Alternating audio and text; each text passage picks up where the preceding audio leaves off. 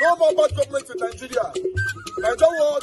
The only media that have been consistent speaking against the bad government and for the purpose for reformers. Nigeria what, yo?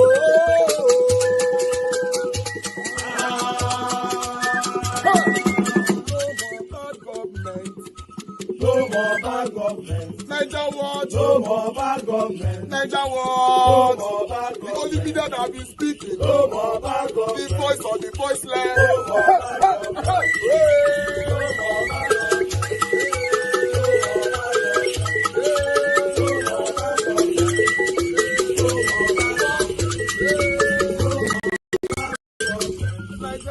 No more bad government. For the poor. No more bad government. Nigeria what? No more bad government. Nigeria what be here? No more bad government. No more bad government. No more bad government. In Nigeria. No more bad government. No more bad government. No more bad government. The only media. No more bad government. The number one media in Nigeria. No more bad government. That have been speaking against government. No more bad government. Nigeria what? No more bad government.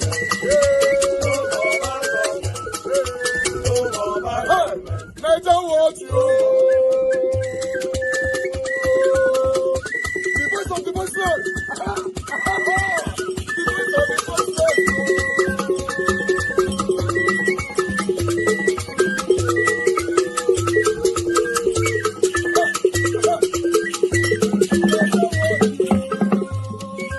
Voice for the voiceless.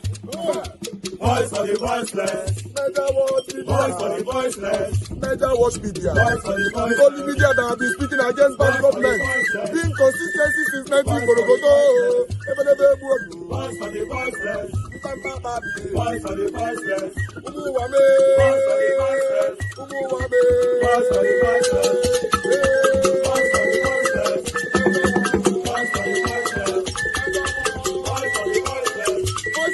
Voice for the voiceless. Nigeria watch you. We have been seeing all you guys have been doing, and we recommending to everyone in Nigeria, saying that you guys are the number one. Nigeria watch you.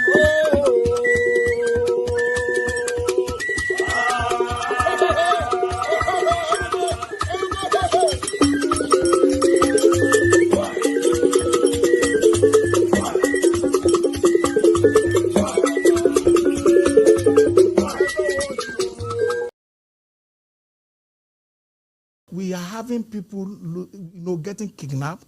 People are shot and killed in the church at Kwara, and you never seen the president to come out and speak with the people, because it's about compassion. You must be able to relate and sympathetic to the well-being of our people, because people are missing it. The primary purpose why government was created is not for government to build school. Yeah, you could build school. This is, you captured it in section, in fundamental principle of state policy. But it is not, that will come up. But the primary purpose is the security of life and property. Because it is when property and life are secure that people flourish. Because if you have a property and you can't live there, you can't flourish. Right. If you have a community, you can't travel there, the community won't flourish. So government has failed in making sure this fundamental objective, primary objective of government, to secure the lives and property of our people, is in safe hands. You recently referred to the security situation in the north central region of the country as a massacre. Does this mean that you agree with former U.S. President, the U.S. President Donald Trump's characterization of the situation as Christian genocide? For me, I think there's a lot of killing. And I think the killing is one-sided, to be sincere with you. We've not seen, I've not seen, any evidence where, Christians are leading a crusade, to kill anybody. And I think that the level of genocide that is happening, is the responsibility of government to stop it.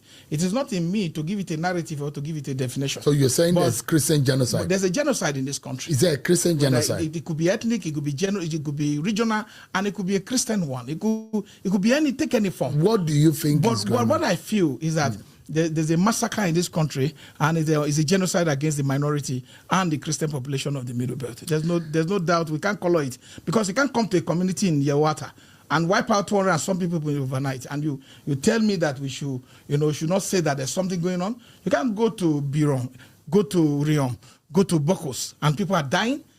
No, we shouldn't continue like that. Yes, there are people dying on the both two sides of the divide.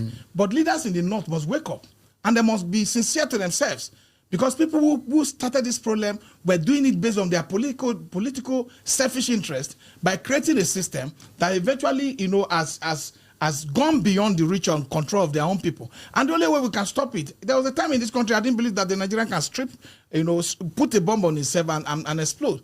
I didn't believe it. I was sitting with all my friends who were generals today, but they were, junior officers at the time. We were talking about, I said, no, it can't happen in Nigeria, until I lost a relative. So it is a very bad situation that is going on. And the only way we can save it now is that Nigeria has become a very lucrative center for banditry, for those who want to make money.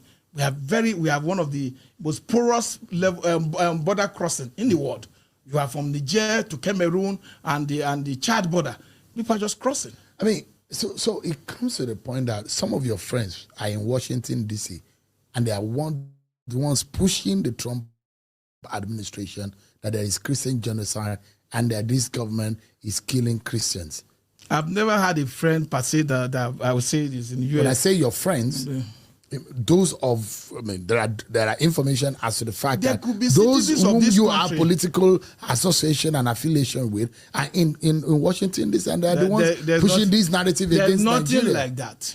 The people pushing this narrative are people who are in government today. It is Bola Ahmed Tinubu. It is the APC, them Shehu Sani, all of them who were posting on Twitter, including Roni Omokri, who are writing on Twitter, who are speaking to the U.S. government that there's Christian genocide in this country. Go and look at it. The records are there. They can delete it. The Nigerian public knows the truth. They were the one pushing it. But today, this document have come to the forefront of discussion. And the American government is treating their proposal and their petition to the government. So they cannot deny it. And I cannot say that I have any person. If I have a person in the United States that they're pushing it, I will be here and I will admit it. There's nothing to run about and there's nothing to hide. But the fact that I have nobody in the United States today that I've seen pushing, apart from the information that I've seen during the Jonathan regime, Jonathan administration, where Bola Ahmed Tinubu categorically made statement that there's Christian genocide, when I've seen some from Shehu Sani, when I've seen from Remi Tinubu and others, they've made this statement more than several times, and they've also communicated this statement to the United States. So for the challenge we have is that people are not willing, people are not consistent in their principles and in their public statement. They could say one thing tomorrow and change tomorrow. You can never find that with me. Whatever I said last year, 10 years ago, even on your show or wherever you have interviewed me, I've stood by them, because I believe that no man should be so inconsistent that people will not know where he stands in times of crisis. Today, these challenges that we have today is critical, and we will need support, international support, in whichever manner, to be able to make sure that we stop we eradicate these people who are bent on making Nigeria go on their knees to beg them to have a place to sleep at night. People can no longer sleep with their eyes closed. That's not the kind of country I envisioned when I was growing up. You see, some of the decisions that this government has made, for example, the appointment of ambassadors, those who say this is long coming. It should have happened a long time ago. What's your assessment of some of the personalities and the profile of the people who are being appointed or nominated? The character of these people frightens me. I wish I would not have children that will eventually grow up and behave like that. We want people that our children will be modeled after, with high level of morality, with a very kind of ethics character that people can be proud of. You can today have Didan Eboala, who have also said on several times that there's Christian genocide in the north. He's speaking for the president today. Then you have people like Reno, who have called the president all kind of unprintable names. A drug peddler, a certificate forger, and all sorts of things. Today, he's going to be, he has gotten something for standing on the line, and his only reason why it's important today is because he has the capacity to insult and call names. That is why it's important. It's going to be an ambassador. Then you have FFK. This list. I don't think the Nigerians were really impressed. It's not me. You can check, do what they call voice properly and conduct your research. You find out that Nigerians were not really impressed with the list, because there's something we call foreign service regulations, where, you need to have career ambassadors. They say, oh, this is a prerogative right of the president to appoint. It's a political authority, he can appoint, but you must do things in a way that will have professionals who have been trained. who have probably attend courses, attend some level of, attend the foreign affairs academy, and also do all sorts of things that will be able to go out and engage with their counterpart whenever they live here, to represent Nigeria. The list leave a lot of sour taste in my mouth and the mouth of a lot of Nigerians. There's nothing there. The list is just for political consideration, which is not something to be. It's supposed to be a professional list, a list driven. Yes, you could have politicians and non-career ambassadors, attached to the list, but there are a lot of other people that you could have carried. I'm not impressed with the list. But these are Nigerians. There are those who believe that there's nobody that the president appoints that people will not criticize. There will be those who think that these some of the nominations should not happen, no matter what. I'm not even. The president can use his own hand to destroy his own government. I don't care. Just that it affects me. I live in this ecosystem.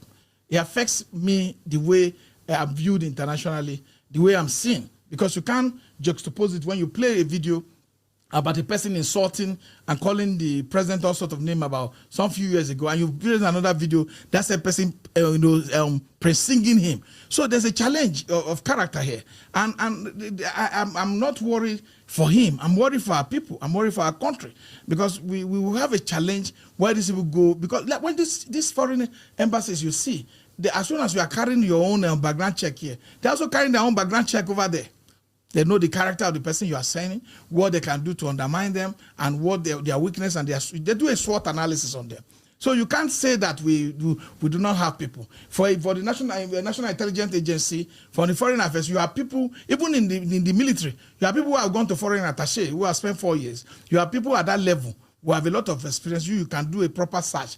This one today is just a reaction. This ambassadorial list is also part of the reactionary the decision of the president to quickly appoint, because of the tweet that came out of Donald Trump's handle. So if we can be controlled by mere tweet, there's no time the president has shown any sort of reaction to all the cries, all the shouting of Nigerians that have said they are suffering, they are frustrated, there's no extension of governance to where they live, or they are not feeling the impact of government. The government had not reacted. The government never reacted. Right. They only reacted because of a tweet from another president. It does look like you are campaigning for Emilokan in 2027. The manner in which of your public engagement, it looks like you think that it is his turn to be Nigeria's president. No, it's beyond that. Let me quote some of the things that you have said. You said in your recent tweet, you said, "Baboon know they walk, make monkey they chop." Peter Obi is from southern Nigeria, and it is the turn of the south. Everybody is Tinubu from the south. We're talking about the opposition side. They're making off from the south. Is that not an Emilokan tendency? No. What we are saying is that they have been, see. So you're already preaching the Emilokan philosophy that it is the turn of the south. That is the Emilokan philosophy. No, it's not. That is our turn. It's my turn. Nigeria has an integrated and a complex ethnic regional problem. And since we got into democratic practice, we have been doing rotation.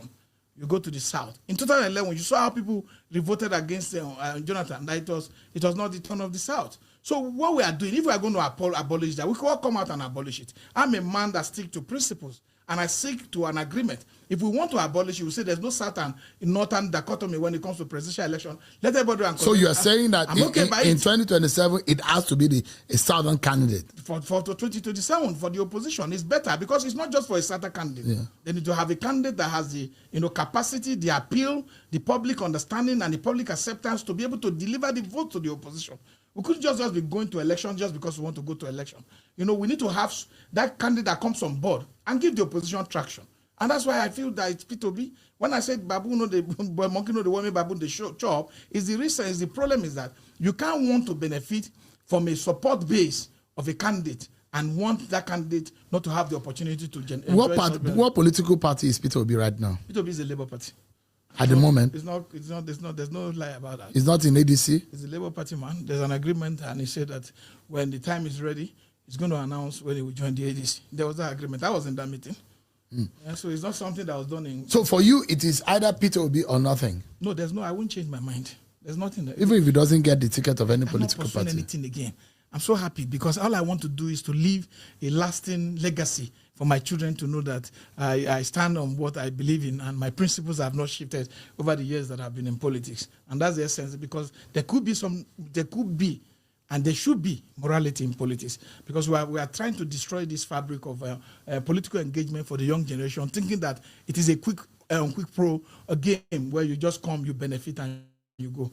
How many people were ministers during Jonathan? Who remembers them? But Chief Ame, are you worried that Peter Obi might not be able to replicate the numbers that he garnered in the 2023 election if he is on the ballot in 2027? We are not just running election and just making speculation out of the blues. We also carry out that, we also collect data. We do a lot of engagement. I just came back from a journey, I told you. So these are the things we do behind closed door. And we know what is there. And we know that the only person that this government does not want to be on the ballot is Peter Obi. They are doing everything. So Peter Obi can defeat Bola Tinubu. Go and count how many times Bayo Ononuga has posted about Peter Obi on his Twitter page. What does that mean? He's worried. He's worried about Peter Obi. They are worried. They don't talk anything without talking about Peter Obi. If Atiku Abubakar, you think Tinubu is not afraid of Atiku Abubakar? It's not. He's not afraid of Rotimi Amechi. It's not. He's not afraid. He's the only person Tinubu is afraid of is Peter Obi. He's on record. They know it. There's a high level of fear. If Peter Obi goes head to head with Bola Tinubu, you think Peter Obi will beat Bola Tinubu? We got into this democracy in 1999. The APC did everything to defeat Bola Tinubu in Lagos. They couldn't. They did everything. They brought federal might, they brought resources, they brought connection. They could not. It took the Peter Obi to garner about 1 million votes that was reduced to 500,000 votes. It took a Peter Obi to come to FCT when there was seat of power to defeat the Tinubu. It took a Peter Obi, go and watch a Premium Times report. But there are feelers that the only viable option to be able to defeat Bola Tinubu or the APC is to unite. Have a formidable force that coming together, they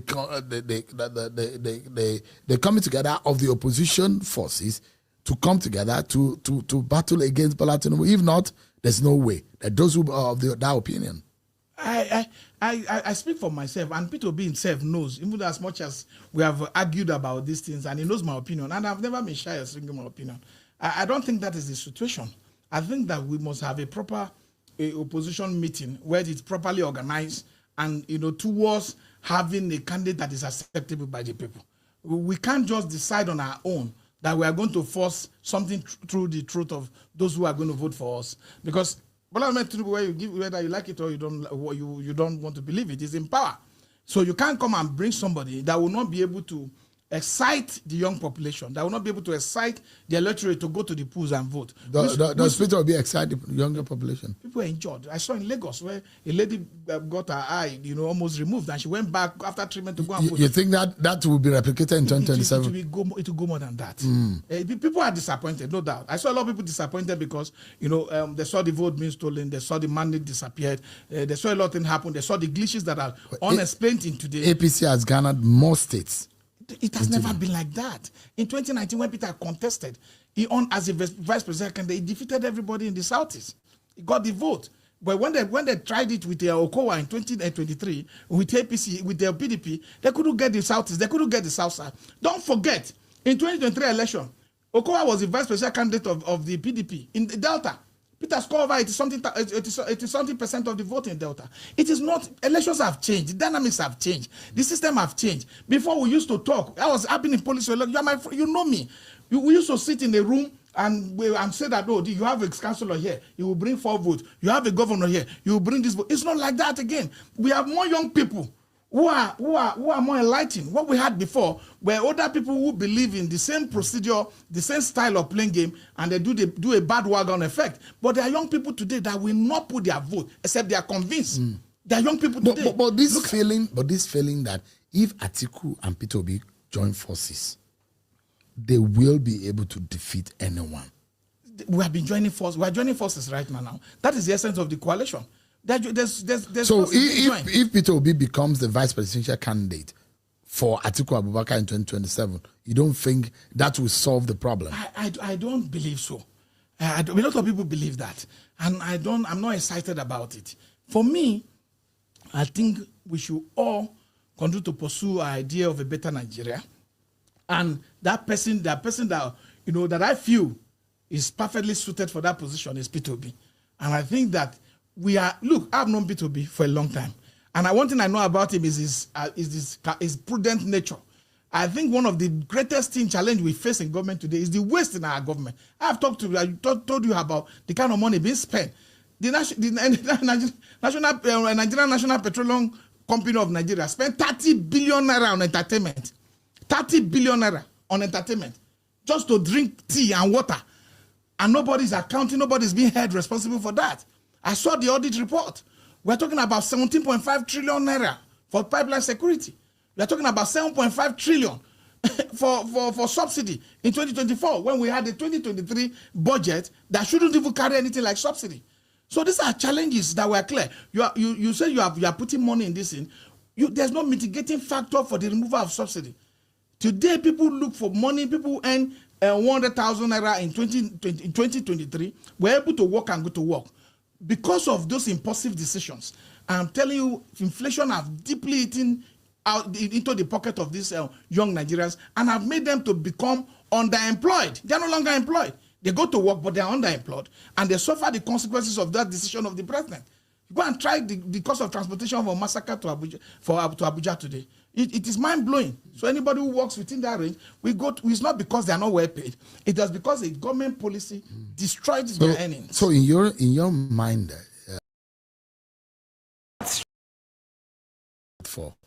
as a Christian, I don't want to use Messiah, but I think he's the right person. And I'm convinced.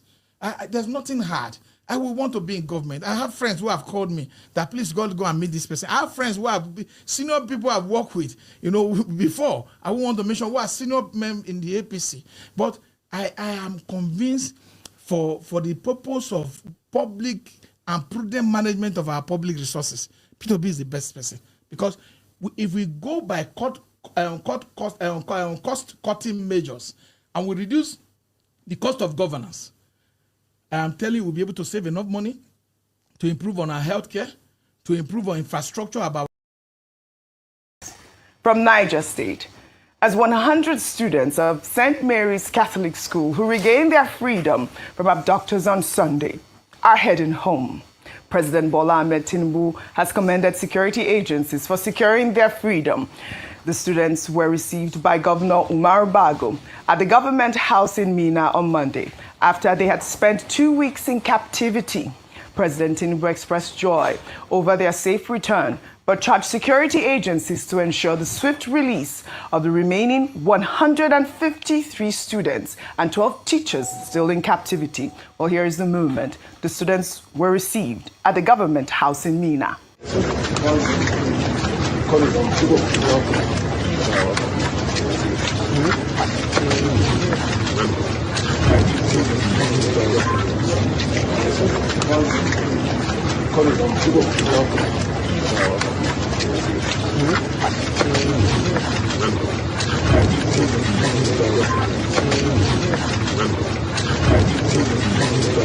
We are just excited and we are happy that we've received 100 of these children, as you saw just a minute ago, and want to thank the President, security agencies, and every Nigerian that have been part of this recovery.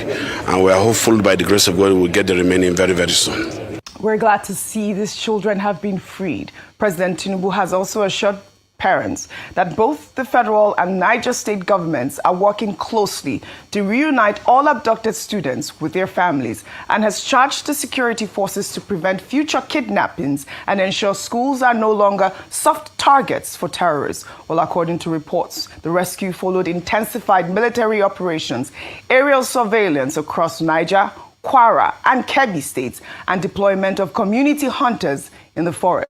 Yet, no arrests were made. Let's take a reaction on X. This person wrote, how do these kids return without corresponding arrests or neutralization of the terrorists? How do you convince them to release the children without incidents? Your negotiating team must have a great power of conviction. Or are there some under-the-table transactions that the citizenry are privy to? I know that your government wouldn't pay ransom to terrorists. That would be gross irresponsibility. Of course, that's beneath you. But But we, the ordinary citizens, are just curious as to how you're able to pull these negotiations through time and time again without incidents. We know that, the Christian Association of Nigeria, in a statement on Monday, said it had not received, official notification regarding the release of the 100 abducted students. The chairman of CAN Niger State chapter, Bishop Bulos Yohana, noted that while it would be cherry news to learn of the abductees' freedom, no information about their current whereabouts has been delivered to the grieving communities, raising questions about coordination between security agencies and key stakeholders in the release process. Now, we've seen this video, and the Niger State government has said that they're going to return the pupils to their family, I believe, hopefully after some sort of rehabilitation. We're glad, we're happy that our 100 young children are back home. Kudos to the security forces that helped to secure their release or freedom. But the question is still out there. Where are the terrorists who abducted these children? Where did they find them? Where are the remaining children? Big question, Oji. And yes, like I said this morning, on the hearts of parents, well-wishers, loved ones, or anybody with a conscience or a heart, what you're looking at when you see a release like this is, thank God the children are back. Yes. Even though not all of them, we're told this morning 315 abducted, students and teachers, 50 escaped, 100 now rescued, so it means that 165, still more than those who were taken, are still in captivity. So first of all, let me say thank God that they're back home. We are grateful to the security operatives and all those who were involved in their release.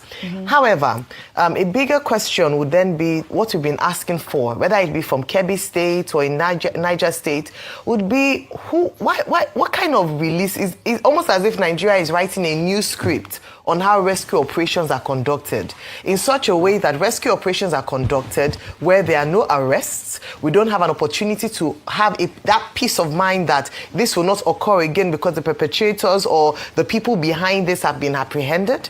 And it means that people will wait with bated breath as to where would be the next location based on what their agreements are. I also think there's a suspicion around this phased approach, or shall I say batch approach, to the release of these students. Why is it that only a few have been released at this time? Why were they not all released at the same time? I cannot imagine the anguish. 2 parents, by the way, have died whilst waiting for their children. And when you look at the faces of how young they are, you can understand the trauma that the parents and the children must have faced in the 2 weeks since they've been in captivity. I believe that whilst we celebrate on one hand the fact that these children are back home, which is what we have been calling for, and salute the efforts of all the security stakeholders who secured their release, the bigger question, in order for us to have that assurance that we won't see a reoccurrence or that we are proactive, is an apprehension of the terrorists who abducted them in the first place, a full going through of the justice system, facing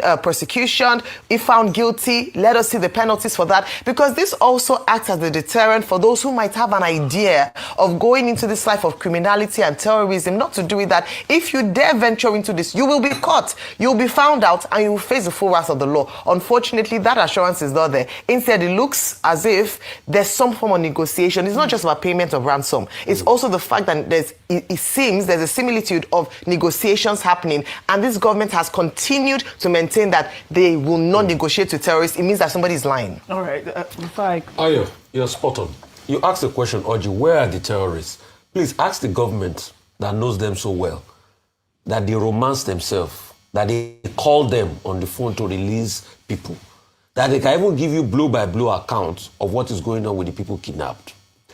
But Oji, in this conversation, what we are not looking at is that things are so bad now in Nigeria that to be a child in this country is a sad, sad commentary. Do you know that it is children that are kidnapping these children? Have you seen the picture of some of the terrorists that were killed? Those that come on TikTok. We've seen their They are children too. They're young boys. So what we have in this conversation, we have not even talked about the child soldiers that have emerged in Nigeria. Nigeria has now become a den for child soldiers. Yes. And former President Olusegun Obasanjo had raised that in one of his interviews where he talked about how Gumi cried when he saw these young boys in the forest and they are drugged out. They have access to guns, they have access to drugs, and they have no future. These terrorists in the forest. It's a double whammy. Yes. We are saying they are kidnapping children, but it is the children, the future of this country, that are also kidnapping the children that they've misled, that they've destroyed their lives, that they have become terrorists today. In all of this, the government now said they've done a deal. They released people. What about the parents that died? So nothing will happen, right? The cycle will continue again. You will keep talking to them. They will kidnap again. You will release them. Just like we had the Kankara boys. It's not agreements. Right. Then we had the Dapchi. You will kidnap, they will release, and the government has not solved the problem. All right. Why is all of this happening? Because the government is not ready to end the pervasive level of insecurity. If the Nigerian state, like I said, is ready, then it will end. And that's why, like I said before, Oji, this talk about, don't say President Tinubu should resign. When all of this was happening under Jonathan, did President Tinubu call for his resignation? He did. All right. If you violate a constitutional requirement, should I not call for a resignation? I should. Section 14 of Section 2 talks about the security of lives and property being in the hands of the state. If the head of state violates that by not providing security for the people, what has he done? Has he not violated the Constitution? Is it not grounds for him to resign? All right. Well, meanwhile, United States Congressman Riley Moore has described the rescue of the 100 students as a positive demonstration of President Bola Ahmed Tinubu's response to the country's security challenges. Riley Moore made the remark in a post on X following his meeting with National Security Advisor Nuhu Ribadu in Abuja. He thanked the NSA for a productive meeting with the U.S. congressional delegation to Nigeria and President Bola Ahmed Tinubu, stating, I'll read Riley Moore's post in part. He wrote, I want to thank the Nigerian government and President Tinubu for rescuing the 100 innocent and precious Catholic school children. This is a positive demonstration of the government's increasing response to the security situation and shows commitment to the emergency declaration laid out by President Tinubu. The U.S.'s sense of urgency on our concerns was positively received. I feel that a cooperative security framework is within sight. The now established joint task force between Nigeria and the U.S. is a great example. It is clear that there is an openness and willingness on the part of the Nigerian government to work with the United States to tackle these critical issues. Now, that openness has to translate to concrete action. There is much work still to be done, but things are moving in the right direction. I look forward to the next steps with the Nigerian government and the continuing open dialogue.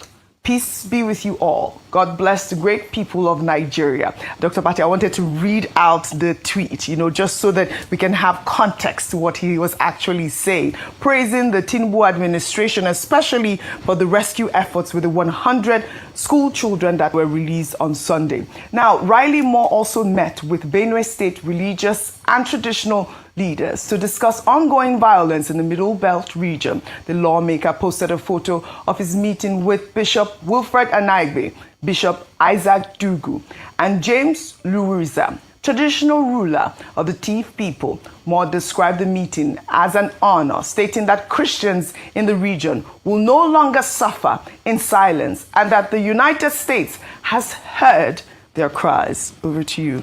Okay, first, I do not subscribe to the idea of anybody saying President Tinubu should resign. That's not part of the conversation. President Tinubu did not start insurgency, banditry, or terrorism. He inherited it. And if what Congressman Riley Moore is saying is anything to go by, this is a man who has come on a fact-finding mission after all that back and forth between the United States and Nigeria, saying that he is convinced that the Nigerian government is committed to open dialogue and to cooperation, and that the Nigerian U.S. Joint Working Group, chaired by NSA Nuhu Ribadu from our side, is working. And that he believes that with the kind of dialogue that he has had with the Nigerian authorities, if some of the agreements are followed, that the Tinubu administration will be able to address some of the concerns, not just about alleged Christian persecution, but also about the security of the people of Nigeria generally. So I think Congressman Moore, said, what should be enheartening for those who believe in the progress of Nigeria and for the administration that has been making every possible effort to address the concerns of the United States as articulated by President Trump on October 31. Now, Congressman Moore was one of the two persons that President Trump gave the directive to go and investigate. Now, So President Bola Tinubu, the first president to use the military to defend and protect another country. Meanwhile, terrorists, bandits, and kidnappers, they do dirty December for his own country. A round of applause, Your Excellency. We're not supposed to do Guinness Book of Record. I say, Ori Buruku Lenshi. So can we now agree, say that the only reason why terrorism, banditry, kidnapping, and insecurity no go end for Nigeria is not because Nigeria military does not have capacity to end it. The only reason why terrorism no go end for Nigeria is because the real terrorists are in government. Can we now agree that Nigeria military have the capacity, but it is the political will and the politicians that are the problem of Nigeria? So Nigerian president order military to go Benin Republic. They say coup won't happen for them. They go there, they use fighter jets on air and on land to defend the country. The tweet where they even paid me past, now the one where President Tinubu put out, he said earlier today on my orders, the Nigerian armed forces stood gallantly in defense and protection of constitutional order in Benin Republic. Shame on you, Nigerian leadership. Shame on you, Nigerian government. President Tinubu, imagine say that tweet being read, say, on my orders as Nigeria's president, I have ordered and the Department of National Intelligence have released the names of all sponsors of terrorism. And on my orders, the Nigerian Armed Forces is carrying out an air campaign against every hideout of terrorists in Nigeria. They will be met with untold fire and unprecedented power of the Nigerian military. Imagine what that kind of tweet would have read. Imagine the happiness when Nigerians for use and they do. But you say, no, you are defending following an ECOWAS treaty on your this thing. They have gone to defend this thing in Benin Republic. Ori Buruku Lenshe, Nigerian government. Ori Buruku Lenshe. And the thing where go destroy APC before corruption and criminality is hypocrisy. The same by your Nonuga will be the running mouth. And Nigerians are calling on foreign this thing to come and intervene. We shall not forget. So it's good for una to go and intervene in a foreign country. But Nigerians cannot call on America to help them when killings they happen like saying a killings festival we they do for Nigeria. They said that the Benin Republic, they made the first request, the second request, and you sent military without approval of National Assembly. But Nigerians cannot call on another government. Now only when I get ECOWAS treaty, we will have no United Nations treaty to call on a foreign intervention to help us to end insecurity. Ori Buruku Lenshe. Ori Buruku Lenshe, Nigerian government. That is why Minister for Defense, the one where don't come out, he said that some terrorists, they are in the bush where we say bombs cannot reach there. Bombs not fit reach there, but bombs fit reach Benin Republic to restore constitutional order. The time where coup happened for Niger, National Assembly say no, there should be no military intervention. What is the difference between Niger and Benin Republic? Why we not go Niger but we go Benin Republic? Oshilenche. Now when I self, when they deceive. All this one when they do, when I know how to save democracy for Benin. But Benin Republic, according to their own constitution, presidential term limit is 5 years. Under this president, Patrice Talon, they don't convert them, amend them to become 7 years. When I not like military coup, but civilians go they do civilian coup against democracy. When I not go see that one until when petrol jam fire, everybody go start to shout, no, because French presidents don't call. That thing where when they hide from France, one day Nigerians go know. One day Nigerians go know. But Mr. President, make una not forget, say election riggers are also coup plotters. Election rigging is a coup against democracy. So the same way when they fight coup for other countries or military coup anywhere, now so make una get the same energy to fight against rigging of election. No, not be say una no want military take over, but una go they plan to the rig election. Ori Buruku Nio, Oshini. The same way where you don't order, Mr. President, make the restore order to another country. KB State governor for your state, he talks, say, before terrorists go pack children for KB State, somebody gave order for military to withdraw from the school. Mr. President, can you also, on your orders, find out who gave the orders? Who ordered military and security to come out from school before they go kidnap the children? And how were they recovered? Was a ransom paid? Mr. President, what is good for the Greece is good for the Benin people. What is good for the Benin should be good for the Owina people. Mr. President, if we not fit answer this question and we dey claim to protect another country and leave our own home on fire, Oriburukunio, Mr. President, Nigerians, when I don't see and finish, it is not the military, it is not because we do not have capacity to end it. It is because what you are dealing with is part of the governance structure. And until you weed out the terrorist financiers and supporters in government, Nigeria is just plain. We dey whine ourselves, we dey deceive ourselves. Congratulations, Mr. President, on restoring order to Benin Republic. We hope when we as Nigerians also call for foreign intervention to help us when as you fail to protect us, it no go be problem because not be only ECOWAS treaty day, United Nations self get treaty, make them save our lives and end the killings, the needless shedding of blood in Nigeria. God bless Nigeria. My name is Peter for Nigeria. Of the day, you know, some coup plotters in Benin Republic invaded the Benin Republic, and they wanted to overthrow a 35-year-old system of democracy. And President Bola Ahmed Tinubu, GCFR, the commander-in-chief of all armed forces in Nigeria, cannot sit down and fold his hand to allow such happen. He ordered our military, first of all, the Air Force, to take over the airspace in Benin. And glory be to God, democracy is back in Benin Republic. Kudos to our Nigerian military. Kudos to President Bola Ahmed Tinubu.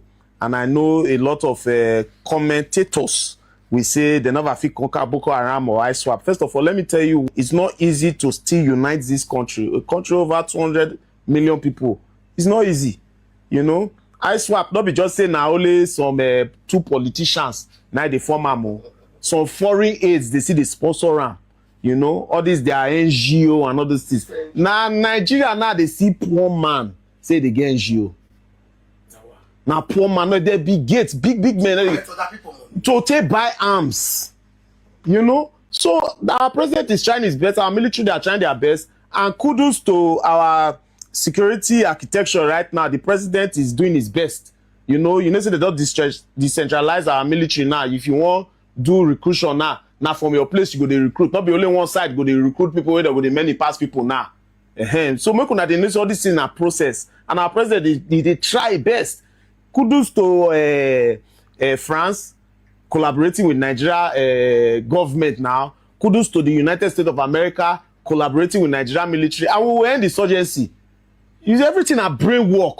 You see the way Tinubu just a package, it's just a package job, but everybody then when I not going know anything, now just a chat. President should resign. President to resign. The only president who don't get one over here, Kaba. Nothing like Kaba. I made 2 years. They won't make sure say they won't fight this man for straight time. But the man strong reach there. Now our Minister of Defense, I think it's the first time in history that we're having a general, a 4-star general as the Minister of Defense. Not be saying a brain. Now brain, he don't tell us say face this country, they don't go come face Sam. Most where they won't pass come, they'll pass Mali, they go pass Chad, they go pass different places, just they pass, they come. And we not get a lot of military. Now our president now say me they recruit more military. Kudos to our president. Now our president don't say me they do all those VIP escort again. Where police go they escort Piki, they go buy Dodo. All those things go stop. It don't even build our police every they get respect for themselves. Yeah. So when some of them they talk on this social media, more they add respect. Yes, they restructure the system. Make sure they give respect to President Bola Ahmed Tinubu. If they talk about removing a cap, Now our papa be this, so we not get another one. Now our papa be this, so Tinubu, thank you, Daddy. Benin, now I'm gonna go back and you, President. So when you see all these things for Benin, so may you try pull eye for ground. You can't sit in your country and some people go attempt. They go attempt. That na gross on your own part. Our borders are the most important thing. They should fence it. Akpabio at the Senate, you should raise budget to fence this country. Yes. How much is fence? Not be US defense. We can do it. Let's press couple. How much defense? How much to fence Nigeria? How many $1 billion? Strategy. He used 2 neutral people to make the picture look perfect. Yes. He used 2 neutral people. This was the first time this guy is meeting Harrison. But this guy is a community leader. President Z04 is a community leader. He's a man that have integrity in his community. He's a man that dragged the government of Edo State. So Harrison took a picture with him in the public and posted it on his Instagram. And 2 weeks later, somebody is taken from that community. Now, I asked the family of the victim that are currently in the den now. I asked the brother today. I said, who introduced Una to President Zedo? He said, you know what? They no one give interview again. They say, they know they give interview. Because you know, if you tell me, I go talk and hear. Me, I won't know who tell them to contact President Zedo4. You know, say if you be surprised, say if he be the family, if he be the kidnapper people that tell them. That's very correct. Yes. It's very possible. Because if you watch Harrison's life, his life is called Mistake. We can actually change his name to Mistake. Because Harrison, you know, get sense. Everything where you do, you must put one mistake inside. In crime, if you commit crime finish, you must leave one evidence. Now those kind of robber, where they go rob, where they forget their ID, where they forget their ID card. Mr. Ben, I have a quick question. Go ahead. This Aisha issue, did it happen in Auchi? Well, Aisha issue is complicated because I think they took the girl from Auchi. That's why I want the police to go and ask. But I can tell you, this girl was never slept. This girl did not sleep inside bush for 3 hours. Understandable. I just want to know. And this recent one... yeah. This one happened in Auchi. They correct them from Auchi. The same area. Okay. The same area. The same neighborhood. Oh, okay. Okay. The same Auchi, the same neighborhood. Okay. So this Aisha came from... Go ahead. And something else that has been going through my mind since this whole mistake issue been going on. Now, the narrative that has been going on is that he recovers money from the nappers, then he returns it to the family. I have been waiting for one family to speak up and say, yes, the mistake actually brought a social amount to also. Yes, he actually brought this to also. You understand? I don't know if you understand me. It was all lies. Nobody has come up. Mr. Ben, all those one he is returning is just a psyop. It's just a lie. It's just a lie. It's just a refund of the money. He's just lying. He's not giving anything. He's a liar. Harrison is a pathological, and Harrison lied bad so bad that if all you need to do is to just use 10% of your brain when you're watching him talking, 10%. You don't need to engage all of your brain. Just anybody that can go to the extent of presenting carcass as a human remain.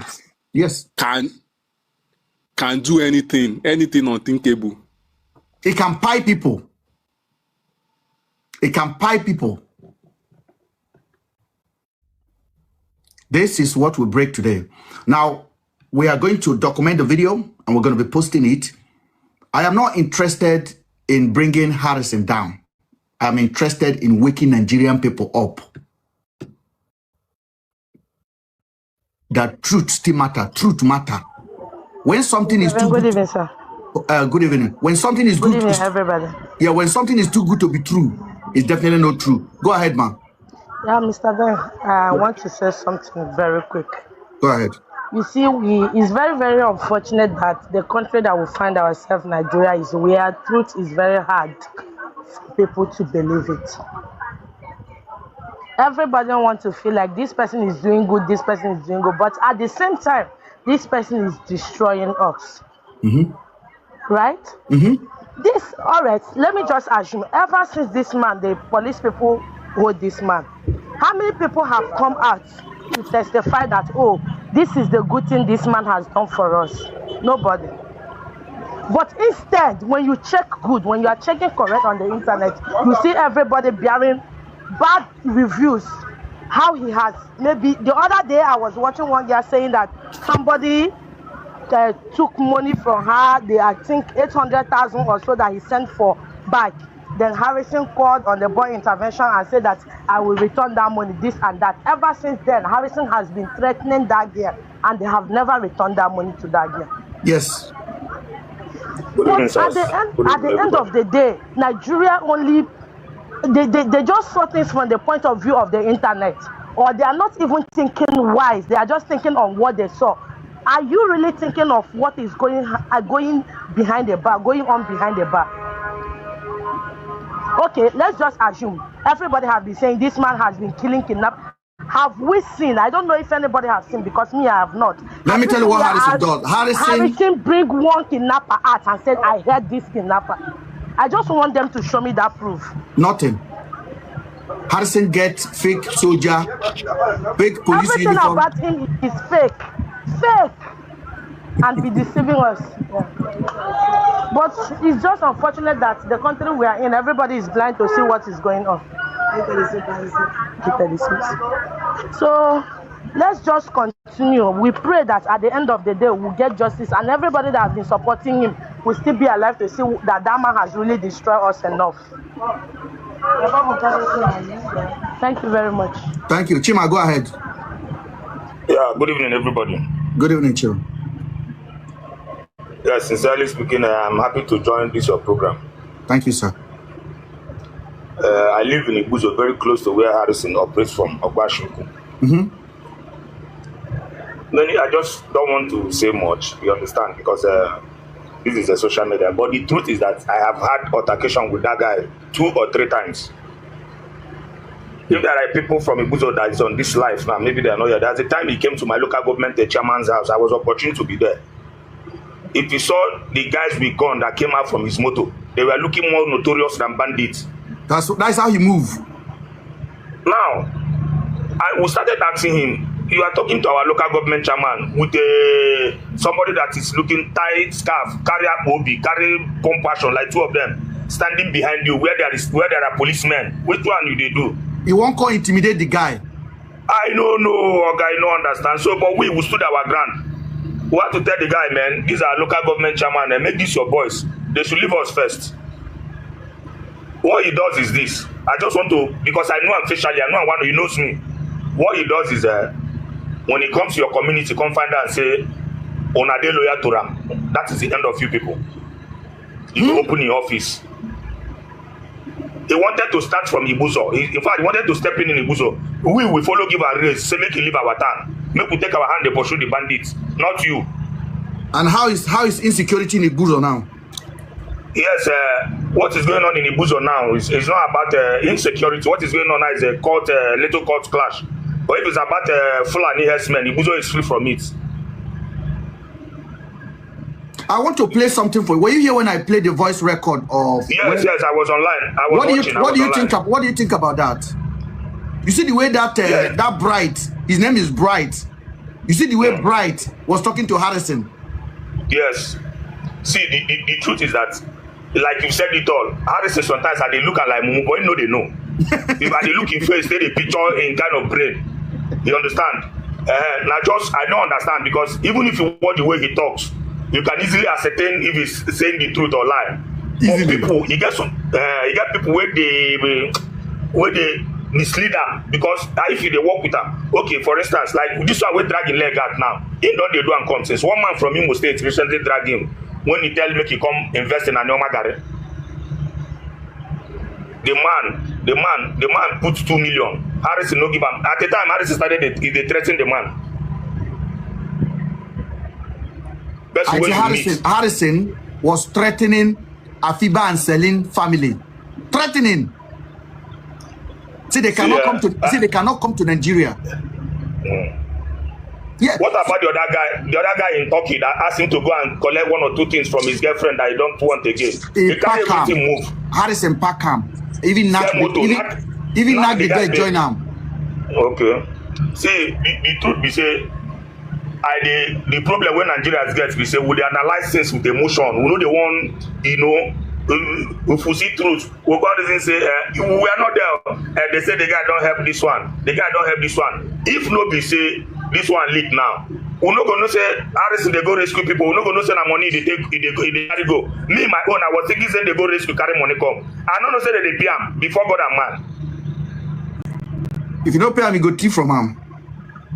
Okay, check out this one now. You remove 4.5 million. See the boys where they follow Harrison. Make I show now. Hold on a second. See. Get that boy wear black. Hold on now. Hold on. See Harrison. Na him. See Harrison. Now these are criminal. They are the one. They are the one that are picking the phone. This is cut. I don't know. This is cut. Anyone where they did. Make it carry them wakana. Where are they? See Harrison. Paying them from people's money. See Harrison. So Harrison they do charity. See Harrison. 19 people.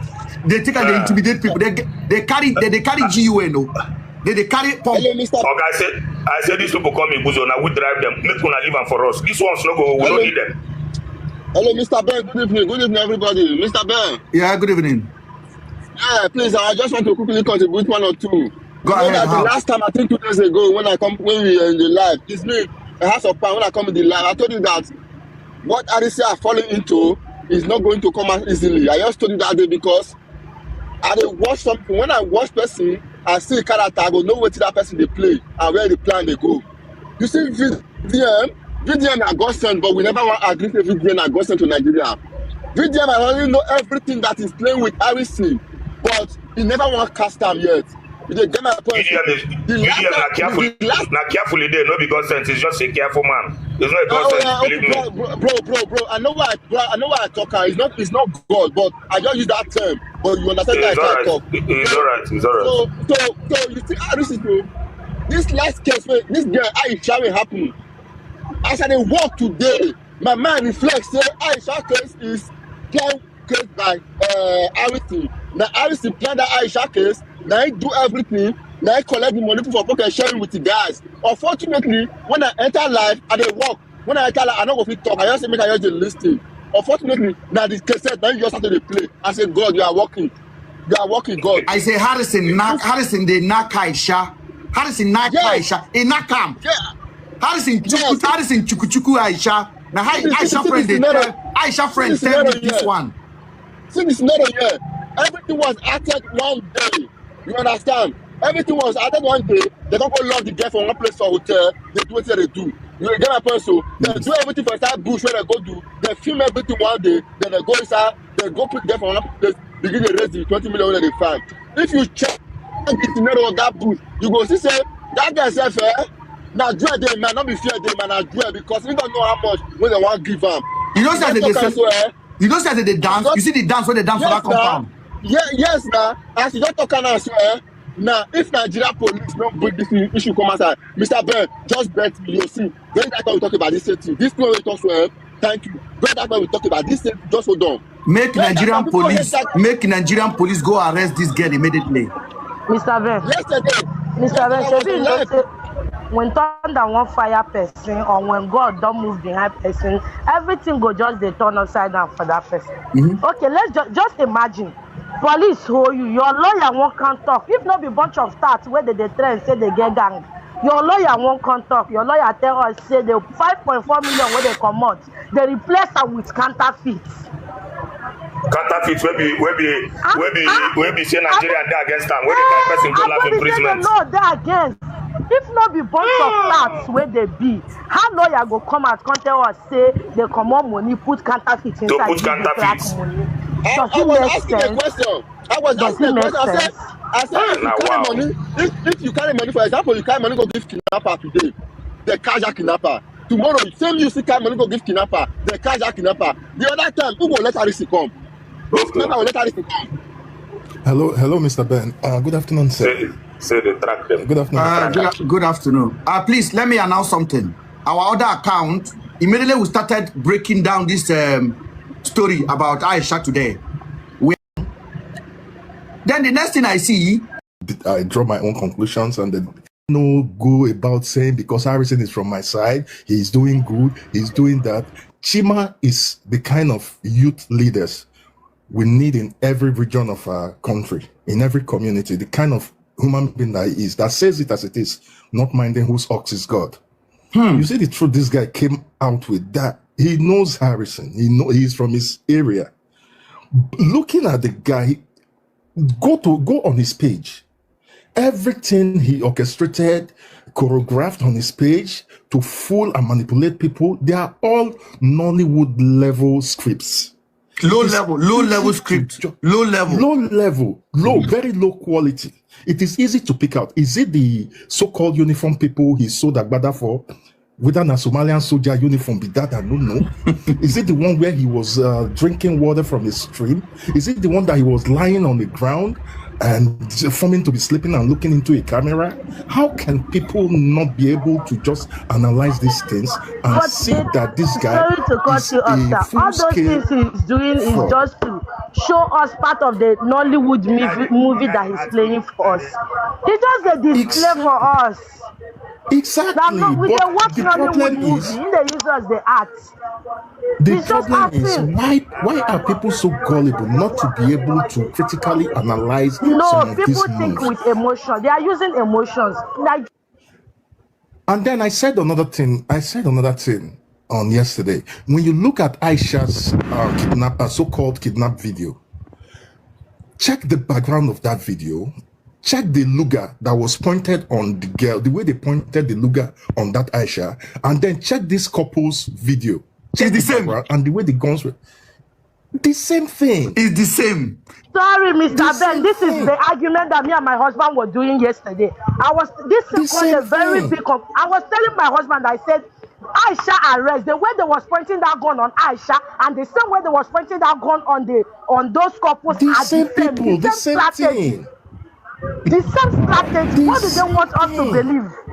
These people are just playing with our mindset. That was exactly what I said. We was making this argument yesterday, me and my husband. I said, look, these people are playing with us. They are not telling us the truth. Harris, they do any good. When you hear them, they say they do good. They lie. We don't want video. They are just fooling us. The same gun, the same background. Just look at the background. Check the background very well. The same background. The same thing. Okay, Aisha. Okay, Mr. Captain America, Spider-Man of Nigeria. He rescued Aisha. This social video. Now one in town. Imagine President Trump's wife. They say I go off mic on the governor in his state. It's his state too, not another state, not Abuja, in his own state. I go off mic. I don't want you to sing or praise anything. Just talk. Power. Absolute power.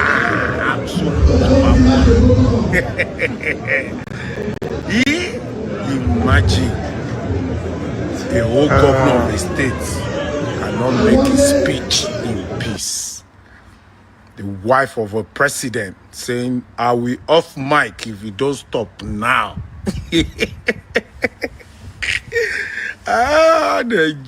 Nigeria. What a country. That's not nice. Oh, Governor Adeleke, I'm so sorry. Maybe because you refuse to jump and enter APC. Because why will she humiliate you like this? I mean, this video na AI. If this video is true, this is absolute power. How can you talk to a governor like this in a country where we have separation of power, federal, state, and local government? Even a governor is not allowed to talk to a local government chairman like this. Local governor's wife is not allowed to talk to a local government chairman like this. Not to talk to a whole governor of a state in his own state. Oh, this is abuse of power. To me, I don't know. Absolute power. corrupt, absolutely. In our country, there is no role for first lady. No, it's not in our constitution, but it's because of Napadi government. Anything goes. This is not fair on the man. Well, I talk my own. What you not do with it is up to you now. May God heal our land, a falling nation.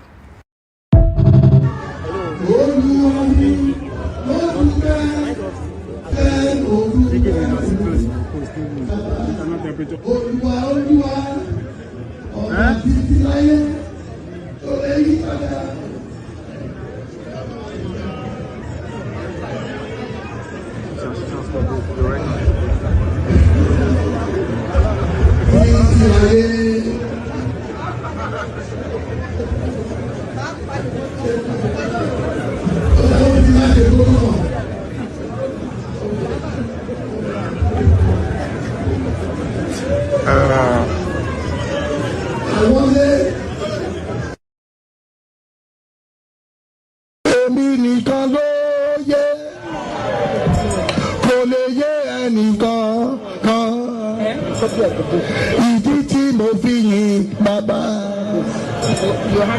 èmi nìkan ló yẹ.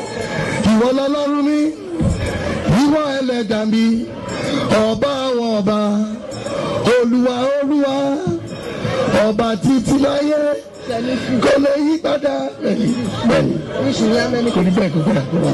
Máa jẹ́ 5 minutes. Orí tó báyìí. Títí ayé. Ṣé má ṣe protocol? Tí má ṣe protocol. Ó yẹ bẹ̀rẹ̀ sí ṣe ó ti mà. Ok. Ẹ máa ní mo jẹ́. Mo mọ̀. Ó yẹ bẹ̀rẹ̀.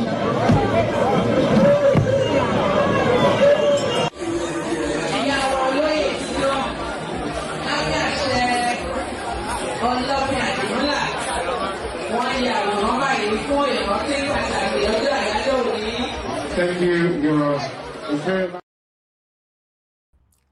all right, guys. Good morning, good afternoon, good evening to every one of you right there. There's a lot to talk about today. Now, before I move on with this, I would like to quickly acknowledge those of you right there with us. Mother of Mommy Diaspora, good evening to you, Mommy. Thank you very much for all that you do for us here every day. Thank you, Abu Azi. Appreciate you, my brother. Thanks for all that you do, Mother Peggy, Mother Regina. Thank you very much, my people. Ike Shuko, Sesmo. Thank you, Mr. Johnson Emmanuel, Arrange TV, Mr. Pansat. Thank you, my good people. A lot of you have commented today. I might not be able to mention all names. Krista CXL, thank you, Uyu Desmond, and many other persons right there. Guys, help us to press on the like button, help us to share, press on the $sign as well. Buy also coffee if you can. I really do appreciate that. Pachano for my dear sister, Discussion Channel TV. Thank you. Now God bless you, my people. Yes, like I said, we have a lot to talk about, so I need to quickly move on right now. Let's move on. Okay, I have to block you. I don't know where you're joining us from, but your comments seem something else. But we don't need to start with negative vibes. But nevertheless, thank you very much, my people. As you all can see, the president's wife have to stop a whole governor, a city governor. Normally I want to ask, constitutionally, which position first wife they handle for Nigeria? Because I've told you guys before, a lot is going on now in Nigeria, which it means that some of the things that is happening in Nigeria is not part of the constitution. For example, the cabals that are ruling the country, they are not part of the constitution, but they are the one that take the final decision what the president is following. Do you agree with me, guys? Now, the first lady, between you and I, constitutionally, the president's wife don't have any right whatsoever, to tackle a city governor, to stop him from singing or whatever, and control him on what to do. But what do I know? A lot is happening. But meanwhile, before we move on that, I would like us to listen to this defensive video. Social media space this morning of Governor Ademola Adeleke and the governor of Osun State, and the First Lady of the Federal Republic, Mrs. Remi Tinubu, at a coronation event in Osun State. Please watch this video. Ẹ̀yin ọmọ Yorùbá ẹ jọ̀ọ́ ẹ bá mi farabalẹ̀ wo fídíò yìí kẹ́ ẹ wo body language wọn torí àwọn èèyàn fẹ́ dà mí lórí rú.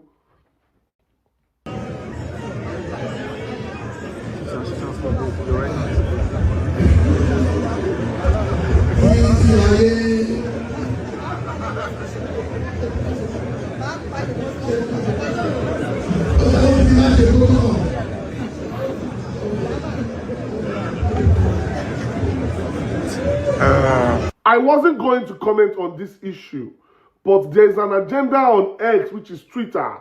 A lot of influencers are making it look like the First Lady intentionally wanted to disrespect a sitting governor in a state. But I've watched that video more than 100 times.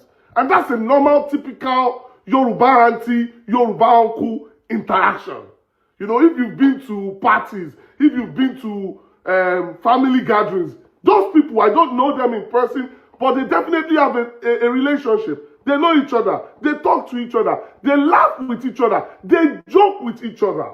Please, I'm going to post that interaction again so that you can see that this has, it's so obvious that it has nothing to do with, oh, I'm the First Lady and you're a governor. No.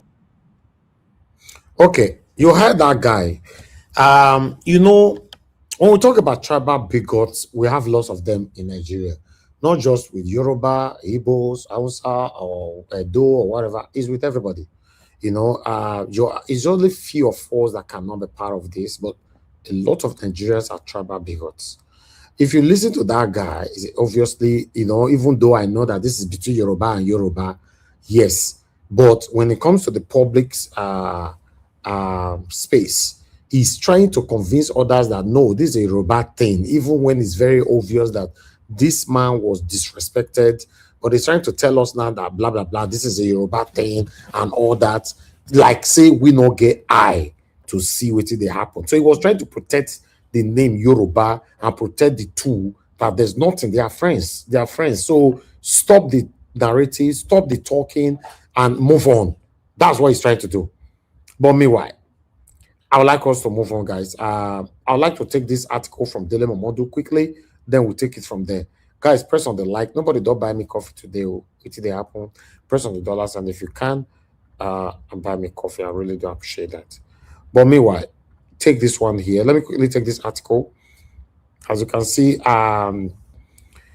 yes, Remi Tinubu wouldn't dare try that with Northern Governor Dele Momodu. Now he talk this one. You know, so Ovation publisher Dele Momodu has said First Lady Oluremi Tinubu would never have attempted to silence a Northern governor mid-speech the way she did Osun State Governor Senator Ademola Adeleke during her installation as Yeye Asiwaju of Ile Odua. So I'm not going to take all that, you know. Dele Momodu scattered them. In fact, should I take this article? Because a very interesting article, though. Should we just move on, leave it on the headline, or should I take the article? You know, because we have a lot, we've presented a lot already. Quickly on the comment section, should we take the article or should we just move on? It's already on the screen. You can read it by yourself later on if you want. You know, in my comment section, they don't quickly respond to me. You know, okay. Someone say continue, please. I don't know what that continue, please means. Continue reading or forget it and continue with the broadcast. You know, so okay, just leave it. Okay, yes. Tony Sat is the one that gave a proper statement that I understand. Why Oyintobra said, please, yes, boss, yes, forget it. Okay, all right. The people that said, let's move on. Okay, let's move on is more. Forget it is more. A few people just said we should take it. So I'll just leave that one right there. You know, Dele Momodu scatter not be small thing. But I'll just okay, let me put it there in case you want to screenshot later. Then you can continue your screenshotting from here, and that is it. So, but I'd like us to move on, guys. Then I have another article here for you. Let me quickly take this particular one here You know, so due to time, sometimes we can't take everything together. But this particular one, you know, finally, Fubara dumps PDP for APC. this one, if you're not sure, I don't trust anything they give we go chuck you for this life. I'm not sure. You know, Fubara, governor of Rivers State, has defected from the People Democratic Party PDP to All Progressive Congress APC. Fubara announced his defection on Tuesday during a stakeholders meeting at the government house in Port Harcourt, the state capital. Fubara said he joined the ruling APC as gesture of reciprocity for the consistent support, cooperation, and encouragement his administration has received from President Bola Ahmed Tinubu since the political crisis that rocked the state in late 2023. Then, unquote, we can't support Mr. President if we don't fully identify with him, not backyard support, the governor said. He went on, unquote. So we have taken that decision today since we have gotten a pass. Everyone here who followed and suffered with me, our decision today is that we are moving to APC. Fubara defection comes less than a week after 15 members of Rivers State House of Assembly, including Martin Awolu, the speaker, joined the APC 2 days before defection. The 32 members of Rivers State Assembly passed a vote of confidence in President Bola Ahmed Tinubu, urging him to seek re-election. With defection, the PDP now has its 6 governors, with Agbu Kevas of Taraba and Celeb Mutwang of Plateau planning to join the APC. Hey, Tinubu Jagaban of Cash of Nigeria.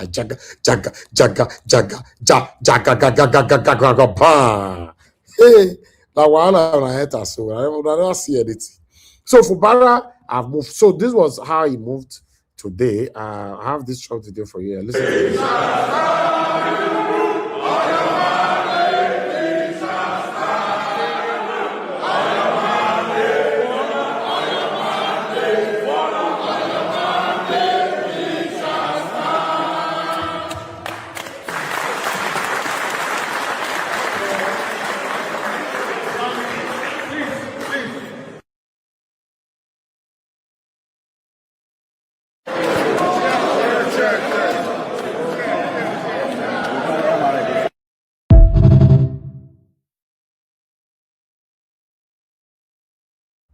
All right, guys, do you not agree with me now that our leaders are not for us?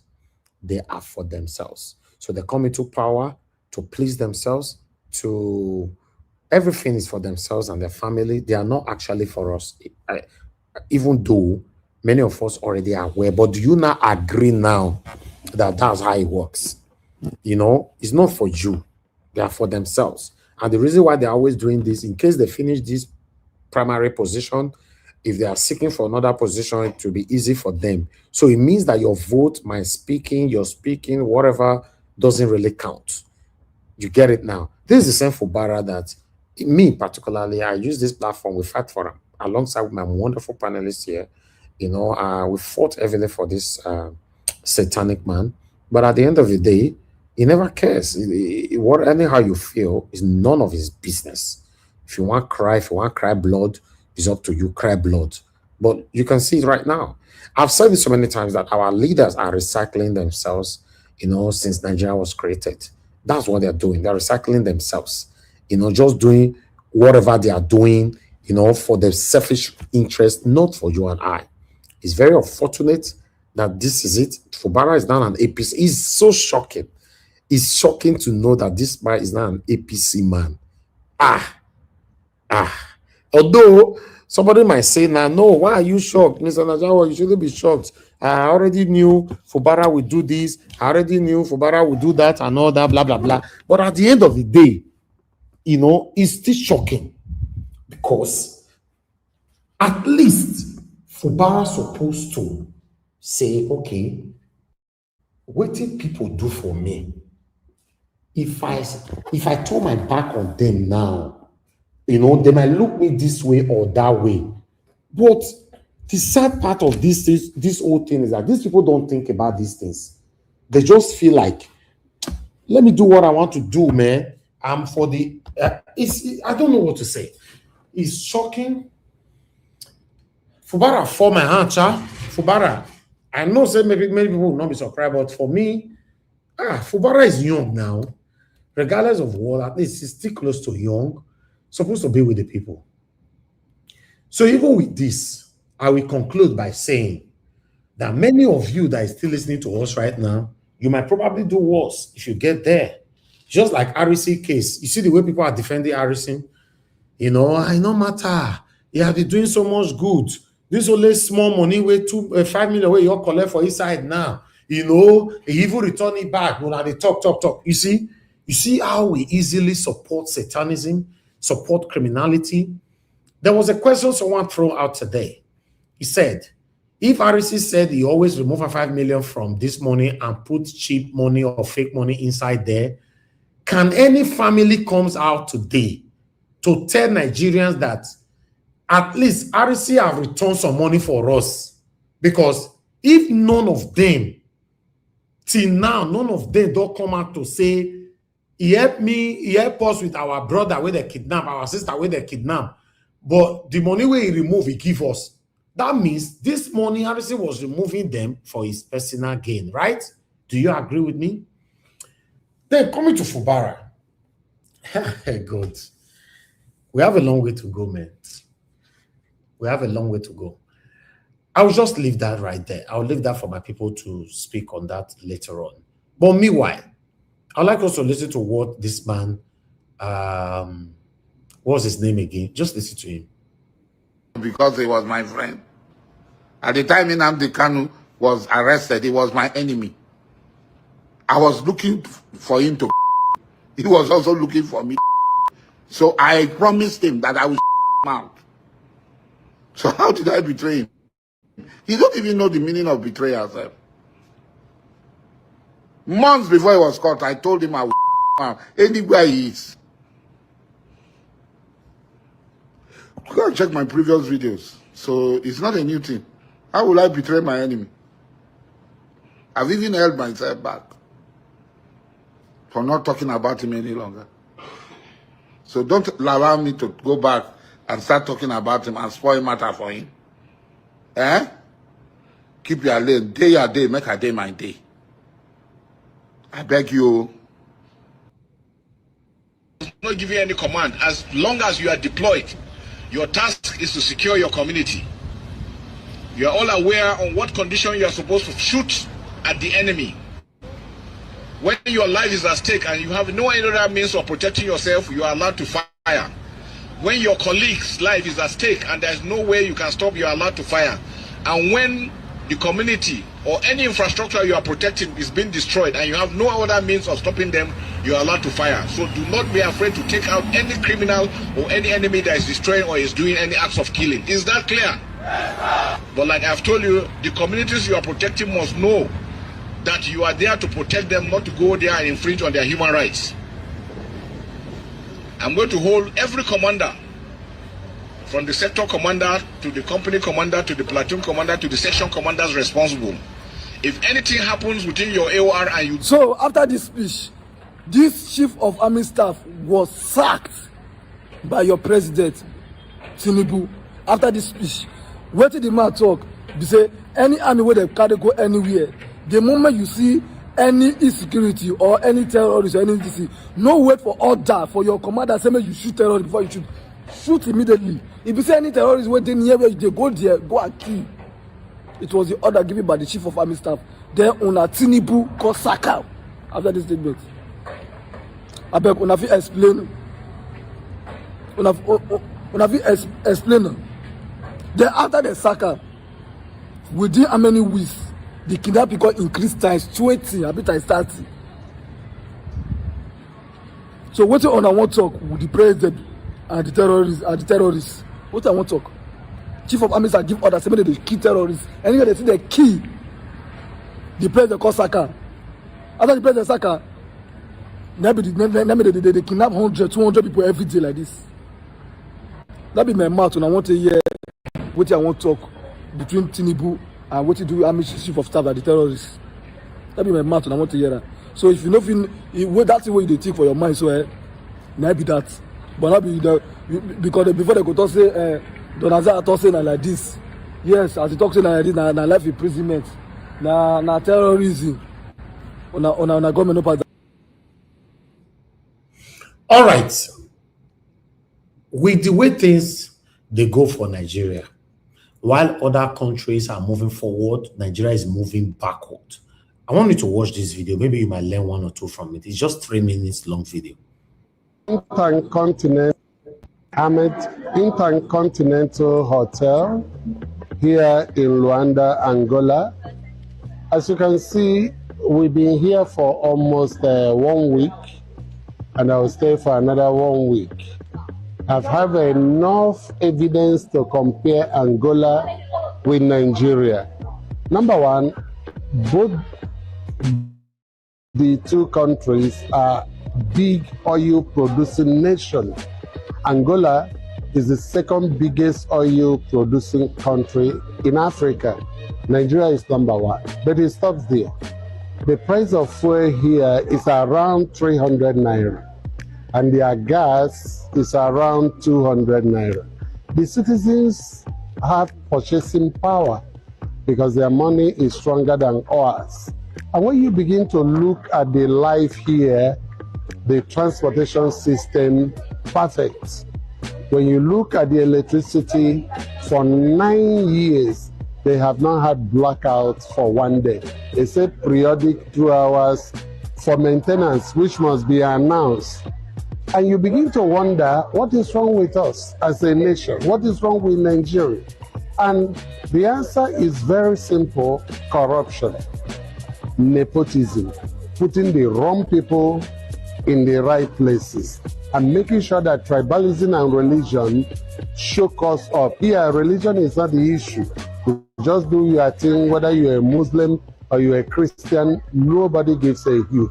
But in our country, we shout the greatest about God and Allah, and nothing to show for it. The same people that are shouting about God are the most corrupt. And they are the people that are putting their own people that are not qualified to run the country. Look at the group of Chinese. Just look at a group of Chinese investors that are just coming into the hotel. And you begin to appreciate the problem we are having as a nation.